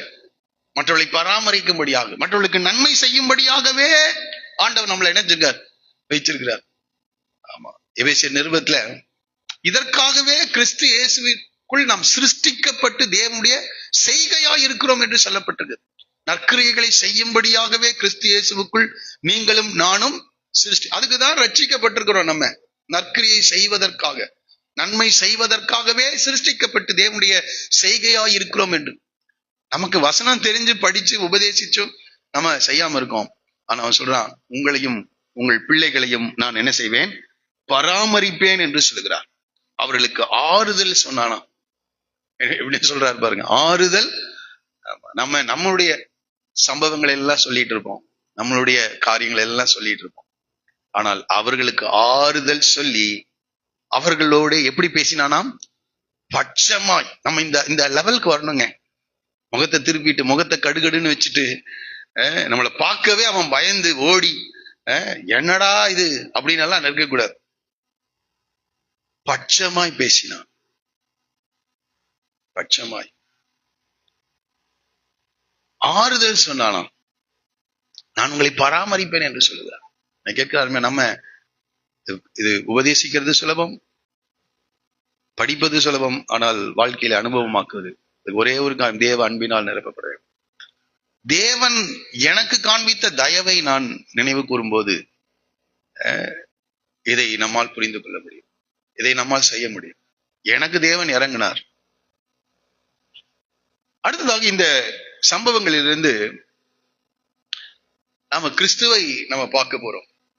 அதுக்கு முதல்ல இன்னொரு காரியத்தை கூட நான் சொல்ல விரும்புறேன். கிறிஸ்துவை நம்ம அப்படியே யோசிப்புக்கோடு ஒப்பிட்டு பார்ப்பதற்கு முன்பதாக நம்ம எல்லாரும் ஒன்று புரிந்து கொள்ள வேண்டும். நம்ம மற்றவர்களை இப்படி மன்னிக்க, அவளுக்கு தயவும் கருணையும் காண்பிக்க ஒரு காரியத்தை புரிஞ்சுக்கணும். நாம் எல்லாரும் விழுந்து போன பாவம் நிறைந்த ஒரு உலகத்திலே நாம் என்ன செஞ்சுட்டு இருக்கோம்? வாழ்ந்துட்டு இருக்கோம். எல்லாருமே பாவிகள் தான், எல்லாருமே பாவிகள். நான் பாவமே செய்யலன்னு ஒருத்தனும் நினைச்ச முடியாது, சொல்ல முடியாது. ஒருவேளை நம்முடைய பாவங்கள் மன்னிக்கப்பட்டிருக்கலாம். நாம நாளைக்கு பாவம் செய்ய மாட்டோம்ன்றதுக்கு எந்த கேரண்டியும்? இங்க இருக்கிற வரைக்கும் அமைதியா இருப்போம். இது வெளியே போனா நம்மள யாராவது ஒருத்தவங்க கண்ணத்துல இறங்கிட்டா தப்புன்னு என்ன செஞ்சிடும்? கொடுத்துரும். நாளைக்கு திரும்பவும் பாவம் செய்ய நமக்கு என்ன இருக்கு? வாய்ப்புகள் இருக்கிறது. தேவன் கடந்த கால பாவங்களையும் நமக்கு மன்னிக்கிறார். எதிர்காலத்துல நம்ம செய்ய போகிற செய்து கொண்டிருக்கிற எல்லாத்தையும் ஆண்டவர் என்ன செஞ்சுட்டே இருக்காரு? மன்னிச்சுட்டே தான் இருக்கிறார். ஒவ்வொரு முறையும் மனஸ்தாபத்தோடு ஆண்டவரிடத்துல கேட்கும்போது நமக்கு ஆண்டவர் என்ன செஞ்சிருக்காரு? மன்னித்து கொண்டே இருக்கிறார். ஆகவே நம்ம எல்லாருமே ஒரே போட்ல தான் இருக்கோம். அதை புரிந்து கொள்ளணும். யோசேப்பு அவளை மன்னிக்கலன்னா அவன் செய்த தவறுகளுக்கு அவனை தேவன் மன்னியாமல் இருந்திருப்பார். இன்றைக்கு தவறு செய்யல, நாளைக்கு சூழ்நிலை, சிலர் எல்லாம் அந்த சூழ்நிலைகளும் சந்தர்ப்பங்களும் வராததுனால என்ன செய்யல? தவறு செய்யல. அதே ஒரு சூழ்நிலையில நம்மளை விடும்போது நாம் என்ன செய்வோம்னு தெரியாது. ஆகவே இவன் அதை புரிந்து கொள்ளுகிறான். விழுந்து போன மாம்சத்துக்கு எதுவாக செயல்படுகிற ஒரு உலகத்துலதான் நாம என்ன செய்யறோம்? இருக்கோம். தேவன் பாருங்க, பொறுமையா இருந்ததுனால இந்த 11 பேரும் என்னவா மாறிட்டாங்க? தேவனுடைய ஊழியக்காரர்கள். ஆகவே நாமும் மற்றவர்களிடத்துல பொறுமையை என்ன செய்யணும்? கையாள வேண்டும். தேவன் நம்ம இடத்துல மாத்திரம் எப்படி இருக்கணும்னு நினைக்கிறோம்? பொறுமையா இருக்கணும்னு நினைக்கிறோம். நாம் மற்றவரிடத்துல பொறுமையை காண்பிக்கிறவர்களாக இருக்கிறோம். யோசிப்பு இதெல்லாம் புரிஞ்சுக்கிட்டார். இந்த 17 ஆண்டுகளிலே ஒரு முறை கூட முகத்தை காட்டவில்லை. அந்த 17 ஆண்டுகளும் அவர்களையும் குடும்பங்களையும் பராமரிக்கிறார். தொடர்ந்து பராமரிப்பேன் என்று பட்சமாய் அவர்களோட பேசி அவர்களுக்கு ஆறுதல் சொன்னான் என்று ஆறுதல் சொன்னான். இங்க அப்படியே நான் இயேசுவை நான் பார்க்கிறேன். தவறு செய்து கொண்டிருக்கும் போதே அவளுக்கு நன்மை செஞ்சுட்டு தான் இருக்கிறார் இல்ல? ஆமா, அவளுக்கு இரக்கம் செய்து கொண்டே இருக்கிறார், அவளுக்கு தயவு காண்பித்துக் கொண்டே இருக்கிறார், அவளுக்கு தேவைகளை சந்தித்துக் கொண்டே இருக்கிறார். இயேசு இந்த பூமியில அவர் வந்த போது கொஞ்சம் யோசிச்சு பாருங்களேன், எவ்வளவு கஷ்டங்களை அவர் அனுபவித்திருப்பார். ஏன்னா அவர் பரிசுத்தமானவர், அவர் பரிசுத்தமானவர். அவர் பாவம் செய்யாதவர், பாவத்தை அறியாதவராக இருந்தார், நன்மை செய்கிறவராக சுற்றித்திருந்தார். 10 குஷ்டரோகிகள் சுகமாக்கி அனுப்பினாரு. ஒரே ஒருத்தன் தான் நன்றி சொல்லவே வந்தான். நம்மளா இருந்தா என்ன செய்வோம்? ஒரு சின்ன நன்மையை நம்ம செஞ்சுட்டு கொஞ்சமாவது ஒரு நன்றியா நடக்கிறானா பாரு அப்படின்னு நம்ம ஒரு பெரிய வேலையை செஞ்சிருக்காரு. குஷ்டரோகத்துக்கு அன்னைக்கு என்னவே இல்லை, மருந்தே கிடையாது. அவ்வளவு பெரிய அற்புதத்தை அவனுக்கு செஞ்சு அனுப்பிச்சா 10 பேர்ல 9 பேர் என்ன செய்வே இல்லை. அதுவும் 9 பேர் யாரா அப்படின்னா சொந்த ஜனம். வந்தவன் யாரு? சமாரியன். அவன் அந்நிய ஜாதி, அவன் வர்றான். ஆனா சொந்த ஆட்கள் என்ன செய்வே இல்லை, வந்து நன்றி சொல்லவே இல்லை. நன்றி இல்லாத உலகத்துல இருக்கிற அவருக்கு எப்படி இருந்திருக்கும்? என்னப்பா நன்மை செய்தான், என்னவே இல்லை, நன்றியே இல்லை. லாசரு உயிரோடு கூட எழுப்பிட்டார். வந்து அற்புதத்தை பார்த்து கை தட்டிட்டு போய் பிரதான ஆசாரியர் கிட்ட போய் போட்டு கொடுக்குறானுங்க. இப்படியே விட்டா அவ்வளவுதான், எல்லாரும் என்ன செய்வாங்க? பின்னாடி போயிடுவாங்க. கொஞ்சம் பேரு தேவகுமார்னு ஏற்றுக்கொண்டாங்க. ஆனா அநேகமான பேர் என்ன செஞ்சிட்டாங்க, போய் பிரதான ஆசாரியர்கிட்ட நடை எவ்வளவு கஷ்டமா இருக்கும் இயேசுவுக்கு. செய்யாத குற்றத்தை என்ன செய்யறாங்க சொல்றாங்க. அடுத்தது, அவருடைய வார்த்தைகள் எல்லாம் தவறாக புரிந்து கொள்ளப்படுகிறது.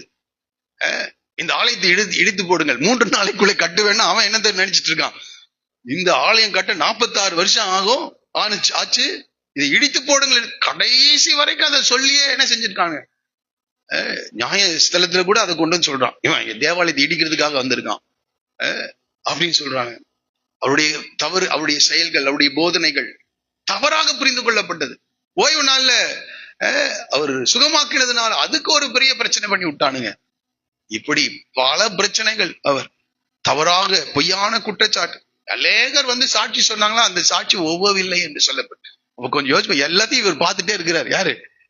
இயேசு பார்த்துட்டே இருக்கார். பொய் சாட்சி வந்து சொல்றான், தைரியமா வந்து சொல்றான், இவர் அப்படி பண்ணாருங்க, இவர் இப்படி பண்ணாருங்க, அப்படி இப்படின்னு. ஒருத்தர் வந்தாலே குற்றம் படிக்கிறதுக்காக வந்திருக்கான், வர்றானுங்க. ராயனுக்கு வழி கொடுப்பது சரியா சரியில்லையான்னு கேட்கிறான் ஒருத்தன். என்ன சொன்னாலும் மாட்டிக்கும். இவர் ரொம்ப அற்புதமா சொல்றாரு, ஒரு காசை கொடுங்கப்பா, இந்த மேலெழுத்தும் சுரூபமும் யாருடையது என்று கேட்கிறார். ராயனுடையது. டப்புன்னு அடிக்கிறார், ராயனுடையதை, ராயனுக்கும் தேவனுடையதை. இன்னொரு தடவை வர்றவன் எல்லாம் அப்படித்தான் வரானுங்க, என்ன கண்டுபிடிக்கலான்னு. ஒரு ஒரு ஒரு விபச்சாரத்துல கையுமையுமாய் பிடிக்கப்பட்டவனை கொண்டு வந்து நிறுத்துறானுங்க. கல்லெறிங்கன்னு சொன்னா எரிஞ்சிட்டு போய் இவன் தான் அப்படி பண்ணான்ட்டு என்ன செஞ்சிடலாம், அதுலயும் மாட்டி விட்டுறலான்னு நினைக்கிறார். ரொம்ப அற்புதமா சொல்றார். குனிந்து தரையில எழுதினாராம், உங்கள் குற்றம் செய்யாதவன் முதலாவது கல்லை என்ன செய்யுங்க போடு. மனசாட்சியில குத்தப்பட்டவளா எல்லாரும் நினைச்சுட்டான், போயிட்டான். இப்படி வாழ்க்கையில நான் நினைக்கிறேன், பரிசுத்தமாய் வாழ்ந்த இந்த கான்சியஸ் தெரிந்த நாள்ல இருந்து அவர் பாவமே செய்யல. பாவம் செஞ்சவங்களோடு கூட செய்யறவங்க ஈஸியா என்ன செஞ்சிருவான், மிங்கிள் ஆயிடும். ஆனா நம்ம அந்த தவறை செய்யலன்னு வைங்க, மற்ற தவறெல்லாம் செய்வோம், ஆனா அந்த தவறை செய்யலன்னா, அந்த தவறை எவனா செஞ்சுட்டான்னா நம்மளால அதை என்ன செய்ய முடியாது, ஏற்றுக்கொள்ளவே முடியாது. அந்த இடத்துல நாம ரொம்ப நீதிமானாக என்ன செஞ்சிருவோம், அதை எதிர்க்கிறவர்களாய் மாறிவிடுவோம். ஆனா இயேசு பாருங்க இப்படிதான் வாழ்ந்தார இந்த பாவ உலகத்துல. அவர் பரிசுத்தர் பரிசுத்தர்னு அங்க ஆராதித்து கொண்டிருக்கிறாங்க. இங்க வந்தா எல்லாமே எப்படிதான் இருக்குது, நினைவுகளின் தோற்றமெல்லாம் பொல்லாததா இருக்கிற இந்த உலகத்துல 33.5 வருடம் நம்மளா இருந்தா அடிச்சு உடைச்சு எல்லாத்தையும் என்ன செஞ்சிருப்போம். மோசே மேல இருந்து கீழே வர்றான், அந்த ஜனங்கள் என்ன செய்யறாங்க, இந்த பொன் கன்று குட்டிகளை உருவாக்கி அங்க ஆடல் பாடல் நிகழ்ச்சி எல்லாம் நடந்துட்டு இருக்குது. பார்த்த உடனே கோவம் வந்து என்ன செஞ்சிட்டான், போட்டு உடைச்சிட்டான். தேவன் எழுதி கொடுத்த கற்பனைகளை உடைத்து விட்டான். இங்கிருந்து தான் போனான் மேல, கொஞ்ச நேரம் இருந்துட்டு வந்தான். யாரு? மோசே. கொஞ்ச நேரம் இங்க இந்த பாவ சகோதர சகோதரிகளோடு தான் அவனும் பாவம் செஞ்சவன் தான், அவனும் கொலையே என்ன செஞ்சவன். கொஞ்சம் 40 நாள் மேல இருந்துட்டு கீழே வந்தவன் அதை பார்க்க அவனால என்ன செய்யல, சகிக்கல.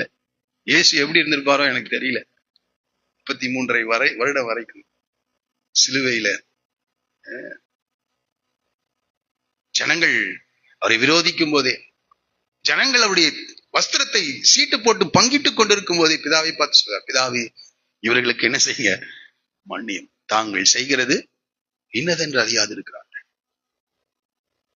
இப்படி சொல்லியிருக்க முடியும். இதேதான் தேவனுடைய கிருபையை அவர் உணர்ந்திருக்கிறார். தான் எந்த நோக்கத்திற்காக இந்த பூமிக்கு அனுப்பப்பட்டேனோ அந்த நோக்கம் நிறைவேறுகிறதை அவர் பார்க்கிறார். வேத வசனங்கள் நிறைவேறத்தக்கதாக இதெல்லாம் என்ன செய்யுது, உங்கள் வஸ்திரத்தின் மேல் என்ன சீட்டு போடுவார்கள் என்ற வஸ்திரம், அந்த வார்த்தை வசனம் நிறைவேறி கொண்டிருக்கிறது. அதனால சொல்றாரு, எல்லாம் வசனத்தின்படிதான் என்ன செய்யுது, திட்டத்தின்படி சகலமும் என்ன செய்யுது, நடக்கிறது. ஆகவே சிநேகிதனே அப்படின்றாரு, முத்தத்தினாலா என்னை காட்டி கொடுக்கிறார். வசனத்தை சீட்டு போடுறாங்க, எல்லாம் வசனத்தின்படி நடக்குதுங்க. எல்லாம் வசனத்தின்படி நடக்கிறது. பிதாவின் திட்டத்தை நம்ம கூட பிதாவின் திட்டத்தை யாரு புரிந்து கொள்ள வேண்டும். அல்லது தேவன் நம்மை உருவாக்குவதற்காக இவனை எழுப்பியிருக்கார். நமக்கு எவ்வளவு பொறுமை இருக்குன்னு சோதிக்கிறதுக்காக இவனை என்ன செஞ்சிருக்கிறாரு, வச்சிருக்கிறார். அதனால இவன் பேசிட்டு இருக்கான் அப்படின்னு நம்ம எடுத்துக்கணும். நமக்கு பொறுமை இருக்கா, நாம ஜெபிக்கிறோமா, நாம பிரசங்கம் பண்ணுகிறோமே, நாம அவனை மன்னித்து ஜெபிக்கிறோமா, நாம அவருடைய நல்வாழ்வை விரும்புகிறவர்களாக இருக்கிறோமா, இதெல்லாம் தேவன் நம்மளை டெஸ்ட் பண்றதுக்காக என்ன செய்யறார்? இதை அனுமதிக்கிறார். வசனம் நம்முடைய வாழ்க்கையில் என்ன செய்யுது? நிறைவேறுகிறதே என்று நாம் புரிந்து கொள்வோம் என்றால் இயேசுவை போல நம்ம மாற முடியும். இயேசு அப்படிதாங்க இருந்தார், யோசேப்பு அப்படிதான் இருந்தார். இதெல்லாம் வசனம் நிறைவேறுது, தேவ திட்டம் நிறைவேறுகிறது, தேவனுடைய தயவை அவர்களுக்கு காண்பிக்க வேண்டும். தொடர்ந்து அவங்க நான் உங்களை பராமரிப்பேன் பாருங்க. அதே போலதான் ஆண்டவர். நம்மளா இருந்தா அந்த இஸ்ரவேல் தேசத்தை அழித்திருப்போம். ஏன்னா அவ்வளவு அதிகாரம் யாருக்கு இருக்குது? பூமி பிளந்து என்ன செய்யணும்? அவனை மோசே சொன்னவை எல்லாரும் மறிக்கிறது போல அவனுக்கு என்ன செய்யக்கூடாது? ஒரு வித்தியாசத்தை காண்பிக்கணும்னு நாம அந்த தேசமே என்ன செய்யணும்? உள்ள 120 மைல் நீளம், 66 மைல் அகலம் உள்ள அந்த தேசம் அப்படியே உள்ள போகணும்னு சொல்லுவோம் நம்ம. ஆனா பிதாவே இவர்களுக்கு மன்னியும் என்று சொல்லுகிறார். அது படிக்கும்போது ரொம்ப ஆச்சரியமா இருக்கு. மன்னிக்கிறவரா இருக்கிறார். அடுத்தது பாருங்க, இப்படி அவர் மன்னித்ததுனாலதான் அவருக்கு தெரியும், உலகத்தின் பாவத்தை சுமந்து தீர்க்கிறவனாக நான் வந்திருக்கேன். தேவாட்டுக்குட்டியாக பாவத்தை சுமந்து தீர்க்க வந்திருக்கேன். இதனால ஒரு பெரிய மீட்பு, ரட்சிப்பு இந்த ஜனத்துக்கு என்ன செய்ய போகுது? உண்டாக போகுது. உலகம் இதனால் ஆசீர்வதிக்கப்பட போகுது. தேவனோடு கூட உள்ள அந்த பகை தீர்க்கப்பட போகிறது. மனிதர்கள் மேல் தேவனுக்கு ஒரு பிரியம் உண்டாக போகிறது. அந்த பெரிய மகா திட்டத்தை இயேசு அறிந்திருந்ததுனால அமைதியா வாய்த்திரவாத ஆட்டை போல இருந்தார். வாய்த்திரவாத ஆட்டை போல இருந்தார். அதே போலதான் இந்த யோசேப்பு. தேவனுடைய திட்டம் நிறைவேறி கொண்டிருக்கிறது என்பதை அவன் புரிந்து ரொம்ப அவர்கள் எல்லாம் மன்னித்து அவனை ஏற்றுக்கொண்டு, நீங்க தீமை செய்ய நினைத்தீங்க, தேவனோ அதை வெகு ஜனங்களை இன்றைக்கு உயிரோடே பாருங்க. அது யாக்கோபின் குடும்பம் மாத்திரம் இல்ல, எகிப்து, முழு எகிப்து, மத்திய தரைக்கடலில் இருக்கிற எல்லா நாடுகளுக்கும் ஜீவரட்சணை செய்ய முடியாது தேவன் யோசேப்பை என்ன செய்தார்? உயர்த்தினார். அவர்களே சொல்லுவோமா, சாதாரண காரியம் இல்ல, சாதாரண காரியம் இல்ல. இந்த காலவிலே நாம் புரிந்து கொள்வோம் என்றால், வசனத்தை நாம் புரிந்து தேவனை நாம் புரிந்து கொள்வோம் என்றால், இந்த ஜீவ வசனத்தை பிடித்துக் கொண்டு உலகத்திலே சுடர்களை போல நாம் என்ன செய்வோம்? பிரகாஷ். நம்முடைய நடக்கையை பார்த்து சொல்லுவாங்க, இவன் கிறிஸ்தவன், இவன் தேவனுடைய வார்த்தையை என்ன செய்கிறான்? அனுபவமாக்குகிறான். இன்றைக்கு வார்த்தைகளிலே அல்ல, வாழ்க்கையினாலே தேவனுக்கு சாட்சி பகர வேண்டியவர்களாக நாம் காணப்படுகிறோம். அப்ப இயேசு அடுத்த சில நாட்கள்ல பாருங்க, 40 நாள் கழிச்சு பரிசுத்த ஆவியானவர் இறங்குறாரு. இப்ப பேதுரு இறங்கி பிரசங்கிக்கிறார், பிரசங்கம் பண்றாரு. நீங்கள் சிலுவையில் அறைந்த இயேசுவை தேவன் மரித்தோரிலிருந்து எழுப்பினார், இதற்கு நாங்கள் சாட்சிகளாய் இருக்கிறோம் என்று சொன்ன போது, அவள் இருதயத்திலே குத்தப்பட்டவர்களாக ரட்சிக்கப்படுவதற்கு நாங்கள் என்ன செய்ய வேண்டும் என்று கேட்டார். ரட்சிக்கப்படுவதற்கு நாங்கள் என்ன செய்ய வேண்டும்? 3000 பேர் ரட்சிக்கப்பட்டார். உள்ளே சொல்லுவோமா, ஏசு அழிச்சிருந்தாருன்னா என்ன ஆகுறது? இல்ல, 3000 பேர் போயிருப்பான். அடுத்தது 5000 பேர், அடுத்தது எண்ண முடியாத ஜனங்கள் ரட்சிக்கப்பட்டார். தமக்கு முன்பாக வைத்த சந்தோஷத்தின் பொருட்டு அவமானத்தை எண்ணாமல் இயேசு சிலுவையை என்ன செய்தார்? சகித்தார். அவமானம் வருதா? முதல்ல புரிஞ்சுக்கங்க, உங்களுக்கு முன்னாக ஒரு சந்தோஷம் இருக்கிறது, ஒரு சந்தோஷம், ஒரு மேன்மை இருக்கிறது. அநேக ஜனங்கள் அதனால் ஆசீர்வதிக்கப்பட போகிறார்கள் என்பதை உணர்வோம் என்றால், இந்த தற்கால பாடுகள்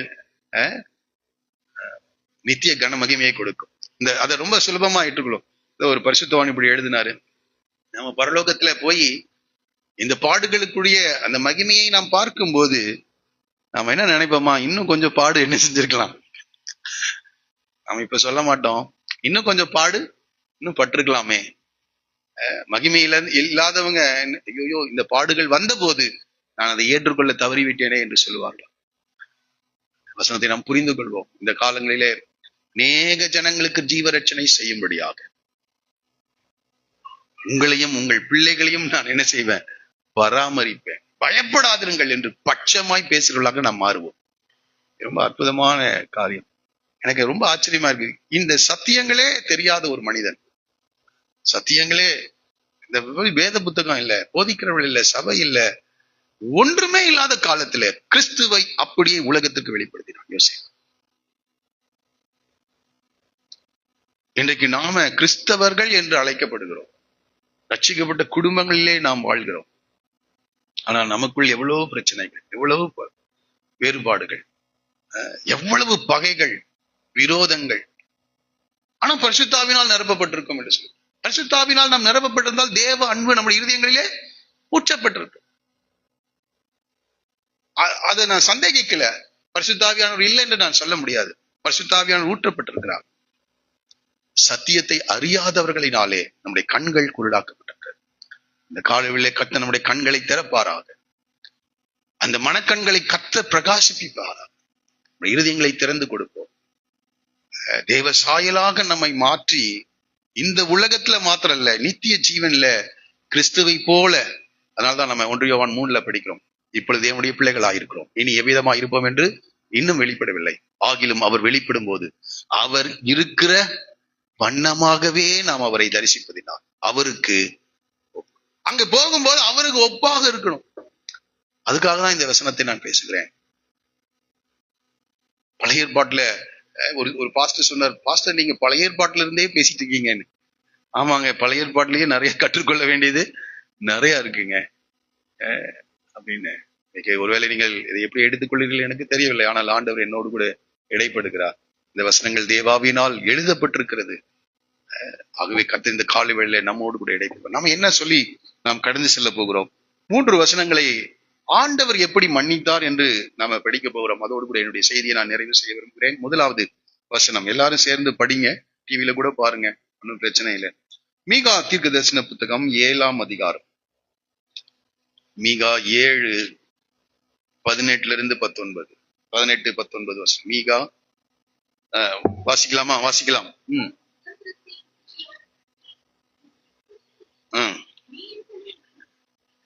மீறுதல்களை மன்னிக்கிற தேவரீருக்கு ஒப்பானவர் தேவன் யார்? ஒப்பான தேவன் யார்? மீறுதல்களை மன்னிக்கிற தேவரீருக்கு ஒப்பான தேவன் யார்? அவ்வளவு மீறுதல்களை மன்னிக்கிறார் ஆண்டவர். ஒரு நாள்ல நமக்கு சொல்றாரு, ஒருவன் தப்பு செஞ்சிட்டு வந்து மன்னிப்பு கேட்டா எத்தனை தடவை மன்னிக்கணும்னு கேக்குறாங்க. அவர் சொல்றாரு 7 தடவையா அப்படின்னா, அவர் சொல்றாரு இல்லப்பா 70 தடவை. அப்ப அவரு பத்தி சொல்றாங்க, மீறுதலை மன்னிக்கிற தேவரீருக்கு ஒப்பான தேவன் யார்? அவர் கிருபை செய்ய விரும்புகிறபடியால் அவர் என்றென்றைக்கும் கோபம் வைப்பாரா? வையார். நம்ம என்றென்றைக்கும் கோபத்தோடயே இருப்போம். பரலோகம் போக முடியாது, இங்க இருக்கலாம், பரலோகத்துக்கு நிச்சயமா நம்ம போக முடியாது கோபம் இருந்தா. அவ இன்றைக்கு எல்லாத்தையும் வச்சு மூட்டை கட்டி ஜெபம் பண்ணி புதைச்சிட்டு போறோம். கோபம் வையார். யார் மேலேயும் கோபம் இருக்கக்கூடாது. கோபம் வையார். அடுத்த வசனம் வாசிங்க. அவர் திரும்ப நம்மேல், பாத்தீங்களா, இதுதான் பட்சமாய் பேசினார். திரும்ப நான் உங்களையும் உங்கள் பிள்ளைகளையும் பராமரிப்பேன். அவர் திரும்ப நம்மேல் இறங்குவார். நம்முடைய அக்கிரமங்களை அடக்கி நம்முடைய பாவங்களை எல்லாம் எங்க போட்டாராம்? சமுத்திரத்தின் ஆழத்துல, குளத்தின் ஆழத்துல போட்டார்னா எடுத்துட்டு வந்துடலாம். சமுத்திரத்தின் ஆழத்துல. சில விமானங்கள் சமுத்திரத்துல விழுந்துருது, எங்க இருக்குதுன்னு கூட என்ன செய்ய முடியல, கண்டே பிடிக்க முடியல. அதுபோல யாரு தேடி போய் என்ன செய்ய முடியாது, எடுக்காதபடிக்கு சமுத்திரத்தின் ஆழத்திலே நம்முடைய பாவங்களை, நம்முடைய மீறுதல்களை அவர் போட்டிருக்கிறாராம். நாம மட்டும் இங்க இந்த இருதயத்தின் ஓரத்துல அதை என்ன செஞ்சிருக்கோம், அதை அப்படியே வைத்திருக்கிறோம். மற்றவங்க செஞ்ச தப்பு, நம்ம செஞ்ச தப்பத்தை அப்பவே நம்ம மறந்துருப்போம். ஆனா மற்றவங்க செஞ்சாங்க, அதை டெலீட் பண்ணாம ஒரு ஓரத்துல ஒரு ஃபைல் போட்டு என்ன செஞ்சிருப்போம், வச்சிருப்போம். இன்னைக்கு டெலீட் பண்ணுங்க. ஏன்னா சமுத்திரத்தின் ஆழத்துல போட்டதுனாலதான் நாம உட்கார்ந்துட்டு இருக்கோம். இல்லைன்னா ஒவ்வொன்னா எடுத்து கணக்கு பார்த்துருந்தாருன்னா அவ்வளவுதான், இங்க யாரும் உட்கார்ந்துருக்க முடியாது. இந்த சிறு பிள்ளைகள், பாவம் அறியாத சிறு பிள்ளைகள் மாத்திரம் தான் ஆண்டவர் ஆராய்ச்சிட்டு இருப்பான். ஒருத்தனும் இருக்க மாட்டோம். நம்ம சமுத்திரத்தின் ஆழத்திலே போட்டு விடுவார். இன்னொரு வசனத்தை வாசிக்கலாம். ஏசாயா தீர்க்கதரிசன புத்தகம் 38:17.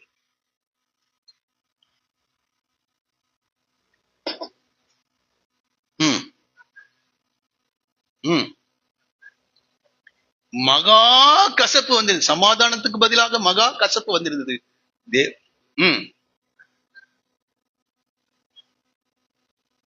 அழிவின் குழிக்கு விலக்கினீர், உமது முதுகுக்கு பின்னாக எரிந்து விட்டார். அப்படியே ஆண்டவர் முதுகுக்கு பின்னாக எரிந்து விட்டார். நமக்கு எல்லாம் அடுத்த வசனம் தெரியும். 103ஆம் சங்கீதம் 11-12 வசனங்கள் எல்லாருக்கும் தெரிந்த வசனம். 103ஆம் சங்கீதம் 11-12 வசனங்கள் வாசிக்கலாமா? எல்லாரும் சேர்ந்து வாசிப்போம். பூமிக்கு வானம் எவ்வளவு உயரமா இருக்கிறது, அவருக்கு பயப்படுகிறவர்கள் மேல் அவருடைய கிருபையும் அவ்வளவு பெரிதா இருக்கிறது. மேற்குக்கும் கிழக்குக்கும் எவ்வளவு தூரமோ அவ்வளவு தூரமாய் அவர் நம்முடைய பாவங்களை நம்மை விட்டு அவர் நம்ம மேல கிருபையா இருக்கணும். ரைட்டு. நாம மற்றவர்கள் மேல் கிருபையை வெளிப்படுத்தணும். அதுதான் இன்றைக்கு செய்தி. அவர் நம்ம மேல் தயவா இருக்கிறது நல்லது. ஓகே, நாம் தயவு பாராட்ட வேண்டியவளா இருக்கும். இந்த காலை வேளையில கோபத்தை வைத்து வைக்காதீங்க, பகையை வைத்து வைக்காதீங்க. என்றைக்காவது அந்த பகை பிரச்சனை உண்டுவார். அப்சலோம் அந்த காரியத்தை செய்தான். அம்னோன் பகையை வைத்து இருந்தான். கடைசியில அவன் வாழ்க்கையே முடிஞ்சிருச்சு. அம்னோன் செய்த தவறு வேற, ஓகே இருக்கட்டும்.